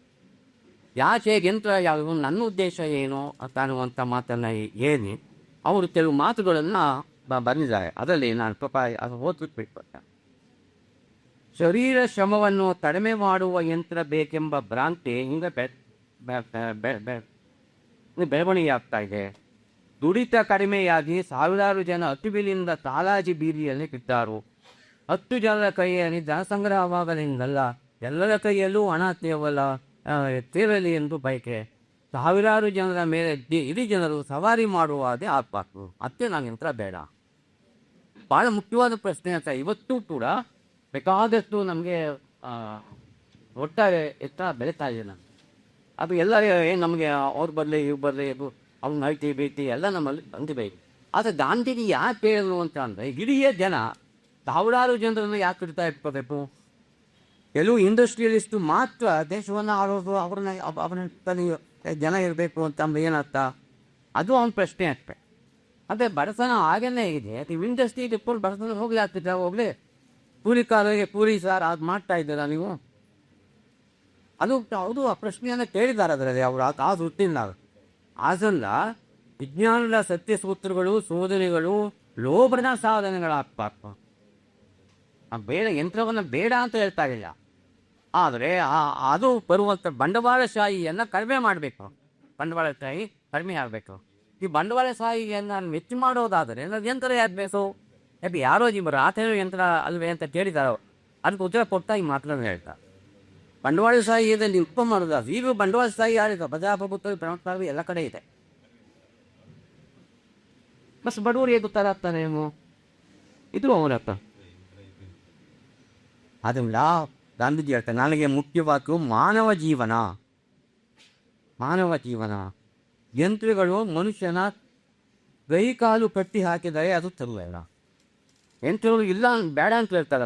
ಮನುಷ್ಯನ ಕೈಗಾಲನ್ನ ಕಟ್ಟಿ ಹಾಕಿಬಿಟ್ರೆ ನಾ ಯಾಕೆ ಇಷ್ಟಪಡಬೇಕು ಅದನ್ನು? ಅದರಿಂದ ದುರಾಶೆಯ ಬದಲು ಪ್ರೀತಿಯನ್ನು ಬಿಟ್ಟರೆ ಎಲ್ಲವೂ ಸರಿ ಹೋಗುತ್ತೆ. ಇದು ಅವರ ಅತ್ಯುತ್ತಮವಾದ ದುರಾಶೆ ಬಿಡಿ. ಆಸೆಯ ದುಃಖಕ್ಕೆ ಪೂರ್ಣ ಪ್ರಾಣ ಅಂತ ಮುತ್ತಿನ ಬಗ್ಗೆ ಹೇಳಿದ್ವು. ಆದ್ರೆ ದುರಾಶೆ ಟೇಸ್ಟ್ ಕೊಡ್ಬೋದಲ್ಲ, ಅದೇ ಮಾತನ್ನು ಇವಾಗ ಹೇಳುವಂಥದ್ದು. ಅಲ್ಲ ಗಾಂಧೀಜಿ ಒಟ್ಟಾರೆ ಆ ಪುಸ್ತಕದ ಧ್ವನಿಯಾಗಿ ಹೇಳ್ತಾರೆ, ಇದು ದ್ವೇಷದ ಬದಲು ಪ್ರೀತಿಯನ್ನು ಬೋಧಿಸುತ್ತದೆ, ಹಿಂಸೆಯ ಬದಲು ಆತ್ಮತ್ಯಾಗ ತರಿಸುತ್ತದೆ. ಆಮೇಲೆ ಪಶುಬಲಕ್ಕೆ ವಿರುದ್ಧವಾಗಿ ಆತ್ಮಬಲವನ್ನು ಹೇಳುತ್ತದೆ. ಇದು ಒಟ್ಟಾರೆ ಇದಕ್ಕೋಸ್ಕರವಾಗಿ ಬತ್ನಿದ್ದೀನಿ. ಇದು ಬಂದರೆ ನೀವು ಏನಾದ್ರು ತಂದು ವಿರುದ್ಧ ತಂದು ಅದು ಸಮಾನತೆ ತರಬೇಕು. ಅಲ್ಲಿ ಸುತ್ತಮುತ್ತ ಕಂಬಳ ಯಾರಿಗೂ ಹೋಗ್ತಾ ಇದ್ದಾರೆ? ಸಮಾಜಕ್ಕೆ ಯಾರಿಗೂ ಹೋಗ್ತದೆ? ಅದಕ್ಕೆ ಹಿಂಗೆ ದೇಶ ಅಂತ ಹೇಳಿ ಇನ್ನೇನೋ ಪ್ರತಿಭೆ ಅಂತ ಹೇಳ್ಕೊಂಡು ಎಲ್ಲ ಅದು ಶ್ರೇಷ್ಠತೆ ವ್ಯಸನದಿಂದ ನೀವು ಮಾಡ್ತಾ ಇದ್ದಾರೆ. ಅದಕ್ಕೆ ಅವರು ಅದೀಗ ಕುವೆಂಪು ಭಾಳ ಮುಖ್ಯವಾದ ಸ್ಟೇಟ್ಮೆಂಟ್ ಇದೆ, ಸರ್ವರಿಗೆ ಸಮಪಾಲು. ಅದು ಇವುಗಳೇ ಪ್ರಯುಕ್ತವಾಗಬೇಕು. ಸರ್ವರಿಗೆ ಸಮಪಾಲು ಅಂದರೆ ಏನಂದರೆ, ಆರ್ಥಿಕ ಸ್ವಾತಂತ್ರ್ಯ ಇಲ್ಲದೆ ಸಮಾನತೆ ಇಲ್ಲದೆ ಹೋದರೆ ನೀವು ಸಾಮಾಜಿಕ ಸಮಾನತೆಯನ್ನು ತೋರಿಸಕ್ಕಾಗೋದಿಲ್ಲ. ಆರ್ಥಿಕ ಸಮಾನತೆ ಎಲ್ಲಿ ಬರುತ್ತೆ ಅಂದರೆ ಈ ಪುಟ್ಟಿರುವಂಥದ್ದು ಅಲ್ಲೇನು ಮಾಡ್ತಾ ಇದ್ರಿ? ಎಲ್ಲ ಯಂತ್ರಗಳು ತೂಪು ಎಷ್ಟು ಇಂಡಸ್ಟ್ರಿಯಲ್ಸ್ ಬೆಳೆಸ್ತಾ ಇದ್ದಾರೆ. ಅವರ ವಾರ್ಷಿಕ ವರಮಾನಗಳು ನೋಡಿ, ಪತ್ರಿಕೆ ನೋಡ್ತಿರಲ್ಲ ನೀವು? ಹೇಳಿ ಮತ್ತೆ ಗಾಂಧೀಜಿಯಾಗ ಅಂಬಿಕರು ಯಾಕೆ ಹೇಳ್ಬೇಕು? ನಾವು ಅವರೆಲ್ಲ ಪಟ್ಟೆ ಹಾಕಿ ತೋರಿಸ್ಬೇಕು ಹೇಳ್ತಿರಲ್ಲ, ಇವೇ ನೋಡಿ ಯಾಕೆ ಬೇಡ ಅಂತಾರೆ. ಅದು ಯಾರು ಮಾಡ್ತಾರೆ? ಕೊನೆಗೆ ಕಳೆದ 3 ದಿವಸಗಳಿಂದ ಗಾಂಧೀಜಿ ಕುರಿತಂಥ ಕ್ರೂರವಾದ ಪ್ರಸ್ತುತವಾದ ಚರ್ಚೆ ನಡೆಯುವುದು. ಈ ಗಾಂಧೀಜಿಯವರ ವಿಚಾರಗಳ ಪ್ರಸ್ತುತೆಯನ್ನು ಚರ್ಚೆವು ಮುಂದಿನ ದಿನಗಳಲ್ಲಿ ಗಾಂಧಿ ವಿಚಾರ ಮಾರ್ಗ ಅನ್ನುವಂಥದ್ದು ಆರಂಭ ಆದ್ದು, ಅದನ್ನ ಒಂದು ಮೂವ್ಮೆಂಟ್ ಆಗ ಇದಕ್ಕೆ ಈ ನೇತೃತ್ವವನ್ನು ವಹಿಸಿಕೊಂಡಿರುವಂಥ ಪ್ರೊಫೆಸರ್ ಜಯಪ್ರಕಾಶ್ ಗೌಡರಾಗಲಿ, ಆಮೇಲೆ ತುಕಾರಾಮ್ ಅವರ, ಊಡೋ ಕೃಷ್ಣ ಅವರ, ಆಮೇಲೆ ಪ್ರಯಾಜ್ ಅವರಿಗೆ 4 ಜನ ಏನು ಇದೆ ಸರ್ ಇಸ್ಕೊಂಡಿದ್ದಾನೆ. ಇದನ್ನು ನೀವು ಆಲೋಚನೆ ಮಾಡಿ, ಇದನ್ನು ಒಂದು ಮೂವ್ಮೆಂಟ್ ಆದರೂ ಮಾಡಬೇಕು ಅನ್ನೋದು ನನ್ನ ಆಸೆ. ಇದು ಚಳುವಳಿಯ ರೂಪದಲ್ಲಿ ಬೆಳವಣಿಗೆ ಆಗ್ತದೆ. ಸಣ್ಣ ಪ್ರಮಾಣದ ಸುಮ್ಮನೆ ಮೂವ್ಮೆಂಟ್ ಆದರೂ ನೀವು ಪರಿವರ್ತಿಸ್ಕೊಂಡ್ರೆ ಅಂದರೆ ಒಂದು ಟ್ರೆಂಡ್, ಈ ಥರದ ಆಲೋಚನೆ ಮಾಡುವ ಮನಸ್ಸುಗಳು ಇರಿವೆ. ಆ ಮನಸ್ಸುಗಳು ಎಲ್ಲ ಸೇರಿ ವಿಚಾರಗಳನ್ನು ಪ್ರತಿಭಟನೆ ಮಾಡ್ಕೊಂಡು ಹೋದರೆ ಅದರ ವಿಸ್ತಾರವೂ ಆಗ್ತದೆ, ಸಂಖ್ಯೆಯೂ ಜಾಸ್ತಿ ಆಗ್ತದೆ. ಅದನ್ನು ಇದೊಂದು ಟ್ರೆಂಡ್ ಆಗಿ ಬೇರೆ ಬೇರೆ ರಸ್ತೆಗಳಿಗೆ ಹೋದರೆ, ಮಂಡ್ಯದ ಮೈಸೂರಿನ ರಸ್ತೆ ಹೋದರೆ ಅದು ಟ್ರೆಂಡ್ ಅನ್ನುವಂಥದ್ದೇ ಈಗ ಒಂದು ದೊಡ್ಡ ಮಾಲ್ಗಳು ಬರ್ತಾರೆ. ಟ್ರೆಂಡ್ಗಳ ಮಾಲ್ಗಳು, ನೀವು ಟ್ರೆಂಡ್ಗಳ ಮಾಲ್ಗಳನ್ನು ಬೆಳೆಸ್ತಾ ಇದ್ದರೆ ಅವತ್ತು ಇದನ್ನ ಯಾರು ಬೆಳೆಸ್ತಾರೆ? ಆದ್ದರಿಂದ ನಾನು ಹೇಳಿದಾಗೆ ವಿದ್ಯಾರ್ಥಿಗಳೇ ಆಗಬೇಕು ಅಂತ ಏನಿಲ್ಲ. ನನಗೆ ವಿದ್ಯಾರ್ಥಿಗಳು ಯಾರು ಬರೋಲ್ಲ, ನನಗೆ ಗೊತ್ತು. ಹೇಳಿದ್ದಾರೆ ತಾನೆ, 4 ದಿವಸ ಬನ್ನಿ ಅಂದರೆ ಯಾರೂ ಬರೋ ನನಗೆ ಗೊತ್ತಿದೆ. ಆದರೆ ಯುವ ಮೈಂಡ್ ಒಂದು ಇದೆಯಲ್ಲ, ಯುವ ಮೈಂಡ್ಗೆ ಈ ಇಂಥದ್ದೊಂದು ತರಬೇತಿಯನ್ನು ಕೊಟ್ಟಂಥ ತಂಡವನ್ನು ರಚನೆ ಮಾಡಿ ಗಾಂಧಿ ವಿಚಾರದ ಪ್ರಚಾರವನ್ನು ಅವರು ಸಸ್ಯದಲ್ಲೇ ಕೈಗೊಳ್ಳುವಂಥ ಒಂದು ತಿಳುವಳಿಯಾಗಿ ರೂಪುಗೊಳಿಸುವಂಥ ಕೆಲಸವನ್ನು ಕರ್ನಾಟಕ ಸಂಘ ರೂವಾರಿಯಾಗಿರುವಂಥ ಜಯಪ್ರಕಾಶ್ ಗೌಡರ ನೇತೃತ್ವವನ್ನು ವಹಿಸ್ಕೋಬೇಕು ಅಂತ ನಾನು ಕೊಡ್ತೇನೆ. ಆಮೇಲೆ ಇನ್ನೊಂದು ನನ್ನ ರಿಕ್ವೆಸ್ಟ್ ಆಗಿರುವಂಥ, ಅವರು ಈಗ ನಾನು ಅವರೇ ಜಯಪ್ರಕಾಶ್ ಗೌಡ ಹೇಳಿದ್ದೆ, ನಾನು ಹೇಳಕ್ಕೆ ತಮ್ಮ ಹೇಳಿದ್ದಾರೆ, ನೀವು ನಾವು ಬರೆದು ಕೊಟ್ಟೆ ನಾನು ತಪ್ಪೇನೋ ಮಾತನ್ನು ನಾನು ಅದನ್ನೇ ಏನು ಈ 3 ದಿವಸಗಳು ಬಂಧನೆಯಾಗಿವೆ, ಪ್ರಬಂಧ, ಚರ್ಚೆ, ಅದರ ಭಿನ್ನಾಭಿಪ್ರಾಯಗಳು, ಸಮಸ್ಯೆಗಳು, ಅವುಗಳನ್ನೆಲ್ಲ ಸೇರಿ ಕೇವಲ ಬರೀ ಪ್ರಬಂಧಗಳಷ್ಟೇ ಆಗಲ್ಲ, ಅವೆಲ್ಲ ಸೇರಿ ಅದನ್ನು ದಾಖಲು ಮಾಡುವಂಥ ಕೆಲಸವನ್ನು ಕರ್ನಾಟಕ ಸಂಘದ ಪಬ್ಲಿಕೇಶನ್ಗೆ ಕೆಲಸ ಮಾಡಿದ್ರು ಜಯಪ್ರಕಾಶ್ ಗೌಡರು ಅದನ್ನು ಒಂದು ಭಾಳ ಮುಖ್ಯವಾದಂಥ ಕಾರ್ಯ ಅಂತ ಇದನ್ನು ಅತ್ಯಾಪುವಂಥ ಒಂದು ಪ್ರಯತ್ನವನ್ನು ಮಾಡಿ ಅಂತ ಅಲ್ವೇ. ಬುದ್ಧನನ್ನು ಕುರಿತು ವಿವೇಕಾನಂದರು ತಮ್ಮ ಇಂಗ್ಲೀಷ್ ಲೇಖನದಲ್ಲಿ ಅವನ ಒಟ್ಟು ಬೋಧನೆಯ ಸಾರವನ್ನು ಕೊಟ್ಟು 2 ಮಾತಿನಲ್ಲಿ ನೀವೆಲ್ಲ ಓದಿಲ್ಲ ಅಂತ ಅಂದ್ಕೊಂಡೆ, ತನ್ನದು ಅನುವಾದ. ಅದೇನು ಅಂತಂದರೆ, ಉತ್ತರ ಜಗತ್ತಿಗೆ ಒಟ್ಟು ಸಾರಿದಂಥ ಅದೆಲ್ಲ ಅವ್ರ ಎತ್ತನ ಬೋಧನೆ ಇದೆ. ಅದೆಲ್ಲ ಏನು ಅಂತಂದರೆ be good and do good. 2 ಪದ ಬಳಸಿ, ಅದು ವಿವೇಕಾನಂದರ ಮಾತು, ಬುದ್ಧನ ಮೇಲಿನ ಮಾತು. ಬುದ್ಧನ ಇಡೀ ಸಾರ ಸರ್ವಸ್ವ ಜೀವನವನ್ನು ಹೇಳಿದ್ದೇನು ಅಂದರೆ ಬಿ ಗುಡ್ ಬಡಗನಾಗಿರು, ಡೂ ಗುಡ್ ಒಳ್ಳೆಯದನ್ನ. ಈ ಭಾಷು ಬುದ್ಧನಿಗೆ ಮಾತ್ರ ಅಲ್ಲ, ಯೇಸುವಿಗೆ ಮಾತ್ರ ಅಲ್ಲ, ಗಾಂಧೀಜಿಗೂ ಅದನ್ನು ಯಾರ ಎಲ್ಲ ನಮ್ಮ ದೊಡ್ಡ ಈ ಥರದ ಜನ ಇದ್ದಾರಲ್ಲ, ಕೃಷ್ಣ, ಗಾಂಧೀಜಿ, ಅದರಿಂದ ಗಾಂಧೀಜಿ ಬುದ್ಧನ ಹಾಗೆಯೇ ಇರ್ಮಸ್ತೆ. പക്ഷെ ಬುದ್ಧನ ಗಾಂಧೀಜಿಯವರು ಏನು ಸಾಧನೆ ಮಾಡಿದ್ರು ಅವೆಲ್ಲವೂ ಆ ಬಿ ಗುಡ್ ಆ್ಯಂಡ್ ಡೂ ಗುಡ್ಡಲ್ಲಿದೆ. ನೀವು ವೃಕ್ಷ ಬೇರೆ ಓದ್ತಾರೆ, ಏನು ಮಾಡಿದ್ರು 40 ವರ್ಷ ಎಲ್ಲರ ನಡುವೆ ಇರ್ತಾರೆ. ವಿವೇಕಾನಂದ ಅಲ್ಲ, ಬುದ್ಧ 80 ವರ್ಷ ಬದುಕಿರ್ತಾತ. 40 ವರ್ಷಕ್ಕೆ ಅವರು ಬೋಧಿಸ್ತಾರೆ ಜ್ಞಾನೋದಯ ಆದಮೇಲೆ ಇನ್ನು 40 ವರ್ಷ ಜನರ ಮಧ್ಯೆ ಇದ್ದ. ಆ ಜನರ ಮಧ್ಯೆ ಇದ್ದಂಥ ಮಾಡಿದ ಕೆಲಸಗಳೇನು ಅಂತಂದರೆ ಜನರನ್ನು ಬೀಗು ಅಥವಾ ಒಳ್ಳೆಯದನ್ನು ಮಾಡಿದರು, ಒಳ್ಳೆಯದನ್ನಾಗಿ ಮಾಡಿದರು. ಗಾಂಧೀಜಿ ಮಾಡಿದ್ದು ಅದನ್ನೇ. ಅವರೆಲ್ಲ ಸತ್ವಗಳು, ಸಿದ್ಧಾಂತಗಳು, ಮಾತುಗಳು, ಪ್ರಯೋಗಗಳು ಎಲ್ಲವೂ ಕೂಡ ಬುದ್ಧ ಏನು ಪಾಸಗಳು ವಿವೇಕಾನಂದ ಹೇಳ್ತಾರೋ ಆ ಮಾತುಗಳನ್ನೇ ಹೋಲ್ತವೆ. ಗಾಂಧೀಜಿ ಅದರ ಭಾಗವಾದದ್ದು ಅದನ್ನು ಮಾಡ್ಕೊಂಡು ನಾವು ಇಡುತ್ತೇವೆ ಗೊತ್ತ. ಮತ್ತು ಇನ್ನು ಒಂದು ಮಾತು ಪ್ರಶ್ನೆಯಾಗಿ ತಪ್ಪೊಂದು ಯೋಚನೆ ಮಾಡಿದೆವು. ಒಂದು ಮಾತು ಒಬ್ಬರು ಅರ್ಥಶಾಸ್ತ್ರಜ್ಞರು ಲಿಕ್ವಿಡ್ ಸುಮ್ಮನೆ ಅದಿರು ಮಾತನಾಡಿದಾಗ ಅವರ ಪುಡಿಪೈಗಾರಿಕೆಗೆಲ್ಲ ಒಂದೊಬ್ಬ ಅರ್ಥಶಾಸ್ತ್ರ ಗಾಂಧಿಯನ್ನು ಒಪ್ಪಿಕೊಂಡರೆ ಬೇರೆ ಯಾವ ಅರ್ಥಶಾಸ್ತ್ರವೂ ಬೇಡ. ಇದು ಅವರು ಅವರು ಎಲ್ಲ ಆಗುವುದಿಲ್ಲ ಅನ್ನೋ ಅರ್ಥವು ಹೇಳಿರ್ಬೋದು. ಗಾಂಧಿಯನ್ನು ಒಪ್ಪಿಕೊಂಡರೆ ಬೇರೆ ಯಾವ ಅರ್ಥಶಾಸ್ತ್ರವು ಇದು ಮೂಲವನ್ನು ಗಮನ ಇರಬೇಕು. ಯಾಕಂದರೆ ಅವ್ರೇನು ಅರ್ಥಶಾಸ್ತ್ರ ಬೇಡ ಅಂತಲ್ಲ. ಗಾಂಧಿ ಗುಡಿ ಬೇಗಾರಿಕೆ ಅವ್ರ ಕೈಗೆ ಹಣ ಬರುವ ನೀವು ಮಾಡ್ತೀವಿ, ಎಲ್ಲರೂ ಸಮಾನತೆ ಕಾಣ್ತೀವಿ ಅಂತ ಅಂದರೆ ಗಾಂಧೀಜಿ ಉಳ್ಳವರು ಯಾರು ಬೇಡ ಅಂತ ಹೇಳ್ತಾರೆ ಅವರು. ಗಾಂಧಿಯನ್ನು ಒಪ್ಪಿಕೊಂಡರೆ ಬೇರೆ ಯಾವುದೇ ಅರ್ಥಶಾಸ್ತ್ರ ಬೇಡ. ಅರ್ಥಶಾಸ್ತ್ರಚಾರ ಮಾತು ನಮಗೆ ಅಪ್ಪಡಿ ಕೊಡ್ಬೇಕು. ಮತ್ತು ಇನ್ನೊಂದು ಮಾತು ಇವೆಲ್ಲ ಚರ್ಚೆ ಮಾಡಿ ನಾನು ನೆನ್ನೆ ಇವತ್ತು ಓದಿದ್ದೆ. ಗಾಂಧೀಜಿಯವರ ಸಮಸ್ಯೆ ಆಮೇಲೆ ಗತಕಾಲವನ್ನು ಆಗಿದ್ದು ಅವರೇ ಯಾರು ಮಾಡಿದ್ರು, ಇವ್ರು ಹೆಂಗೆ ಮಾಡಿದ್ರು, ಅವರ ಸಪ್ಪುಗಳು ಇಷ್ಟಾಗ ಇರುತ್ತಾ ಎಲ್ಲ ಸೊಪ್ಪು. ಆದರೆ ಗಾಂಧಿ ಆಗಲಿ, ಬುದ್ಧನಾಗಲಿ, ಯೇಸು ಆಗಲಿ, ಇವರೆಲ್ಲ ರೂಪ ಬಂದಿತ್ತು ಸಂದರ್ಭ ಮತ್ತು ತಾರತಮ್ಯ. ಅದನ್ನು ಗಾಂಧೀಜಿಯವರ ಪ್ರತಿಯೊಂದು ವಿಷಯವನ್ನು ಅವರು ಬರೆದಾಗ ಅಥವಾ ಅವರನ್ನು ಅದನ್ನು ಒಂದು ಪ್ರಯೋಗವಾಗಿ ತಂದಾಗ ಯಾವ ಸಂದರ್ಭ ಆಗಿತ್ತು, ಯಾವ ಕಾಲ ಆಗಿತ್ತು, ಅದನ್ನು ಪ್ರತಿಯೊಬ್ಬ ವ್ಯಕ್ತಿ ನಾನಾಗಿರ್ಬೋದು, ನೀವು ಆಗಿರ್ಬೋದು, ನಾವೆಲ್ಲ ರೂಪುಗೊಳ್ಳೋದು ಸಂದರ್ಭ ಮತ್ತು ಕಥೆಗಳ ಸನ್ನಿವೇಶಗಳ ಮೂಲಕ. ಆದ್ದರಿಂದ ಆಯಾ ಸಂದರ್ಭ ಕಥೆಗಳನ್ನು ಅತ್ಯಂತವಾಗಿ ರೂಪಗಳು. ಇದಕ್ಕೊಂದು ಉದಾಹರಣೆ ಕೊಟ್ಟು ನಾನು ಮಾತನಾಡೋದು ತುಂಬ ಅತ್ಯಂತ ಪ್ರಸಾದ. ಉದಾಹರಣೆ ಅಂದರೆ ಎಲ್ಲಿ ಆಪರೇಟು ಅಂತ ಅಲೆಕ್ಸಾಂಡರ್ ಬಸಿಯ ಒಂದು ಕಥೆ. ಅಲ್ಲಿಗೆ ಏನಾದ್ರು ಇಂಡಿಯಾಕ್ಕೆ ಬಂದಿದ್ದ ಆಗಲಿಲ್ಲ, ಹೊರಗಡೆ ಬಂದಿಲ್ಲ, ಅದೆಲ್ಲ ಕತೆ ದುರ್ಗಾಡಿ ಬಿಡೋದ. ಅವನು ಪ್ರಪಂಚ ಬಗ್ಗೆ ಗೆದ್ದ ಅದೆಲ್ಲ. ಅವನು ಒಂದು ಉಯಿಲ್ ಬರ್ದಿದ್ದು ನಾವು. ಏನು ಉಯಿಲು ಅಂತಂದರೆ, ನಾನು ಸತ್ತಾಗ ಶವವನ್ನು ಯಾರಾದ್ರೂ ತಗೊಂಡು ಹೋಗ್ತಾರಲ್ಲ, ತಗೊಳ್ಳುವಾಗ ನಾನು 2 ಕೈಗಳನ್ನ ಮೇಲಕ್ಕೆ ಇರುವಾಗೆ ಮಾಡಿ ಅತ್ತೆ ಅವನಿಗೆ ಅದು ಉಯಿ. ನಾನು ಸತ್ತಾಗ ನಾನು ಶವನ ಸತ್ಕೊಳ್ಳುವಾಗ ನೀವು ಎಲ್ರಿಗೂ ಜನರಿಗೆ ಗೊತ್ತಾಗುವ ಹಾಗೆ ನಾನು ಕೈಗಳನ್ನು ಮೇಲಕ್ಕೆತ್ತಿ ನೀವು ತಗೊಂಡು ಹೋಗಿ. ಯಾಕೆ ಅಂತಂದರೆ, ಹೋಗುವಾಗ ಅಲೆಕ್ಸಾಂಡರ್ ಏನೂ ತಗೊಂಡು ಹೋಗಿಲ್ಲ ಅಂತ ಇವತ್ತು ನಮ್ಮ ಹಳ್ಳಿ ಜನ ಏನು ಹೇಳ್ತಾರೆ, ಅದೇ ಮಾತಲ್ವೇ ನೋಡಿ. ನಾನು ಎಷ್ಟು ಚೆನ್ನಾಗಿದೆ. ಆದರೆ ನನ್ನ ಪ್ರಶ್ನೆ ಏನು ಅಂದರೆ, ಈ ಅನುಭವ ಮೊದಲೇ ಬಂದಿದ್ದರೆ ಏನಾಗ್ತಾರಿತ್ತು? ಎಷ್ಟೊಂದು ಜನನ ತೋರಿಸ್ತಾ ಸಾಯಿಸ್ದ ಅವನು, ಆಗ್ತದೇನು ದರ್ಶನ ನಡೆದಿಲ್ಲ. ಕಾಲ ಅವನಿಗೆ ಯಾವ ಆಗತ್ತ ಇದೇ ಮಾತು ಮೊದಲು ಬರಲಿಲ್ಲ ಅವನಿಗೆ, ಆಮೇಲೆ ಬಂತು. ಅದು ಕೇಟನ ಮೇಲೆ ಯಾರ್ಯಾರೋ ಕೂತು ಬಂತು, ಅತ್ತನ ಮೇಲೆ ವಯವ್ರಿ ಅಂತ ಯಾವ್ದು ಬೆಲೆ ಹೋಗ್ತಾನೆ. ನಾನು ನೀವು ತಗೊಂಡು ಹೋಗ್ರಿದ ಅಂತ ಇನ್ನೇನು ಅಂದರೆ ಚಂದಾಗಿ ಗುಡ್ತಿದ್ದಾನೆ ಅಂತಾನೆ ಅರ್ಥ. ಅದನ್ನು ತಗೊಂಡೋಗ್ತಾರಪ್ಪ ಅಂತ ಕಿಟ್ಟೋಗ್ತಾ ಇದ್ದೀನಿ ಅಂತ ಹೇಳುವ ಇದು ಒಂದು. ಇನ್ನೊಂದು ಮಾತು ಒಂದು ನ್ಯಾಯಕ್ಕೆ ಸಂಬಂಧಪಟ್ಟದ್ದು.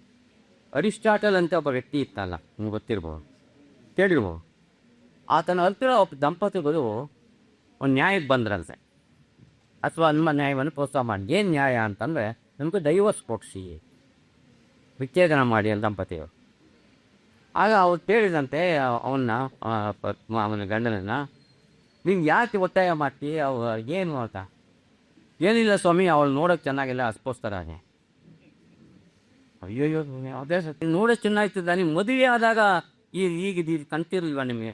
ಅಯ್ಯೋ, ಆದರೆ ನಾನೇ ಆಯ್ಕೆ ಮಾಡಿಕೊಂಡೆ, ನಾನೇ ಚೆನ್ನಾಗಿದ್ದು ಅಂತ ಅನ್ಕೊಂಡೆ, ಈಗ ಆಗ್ತಾ ಇಲ್ವಲ್ಲ ಸ್ವಾಮಿ.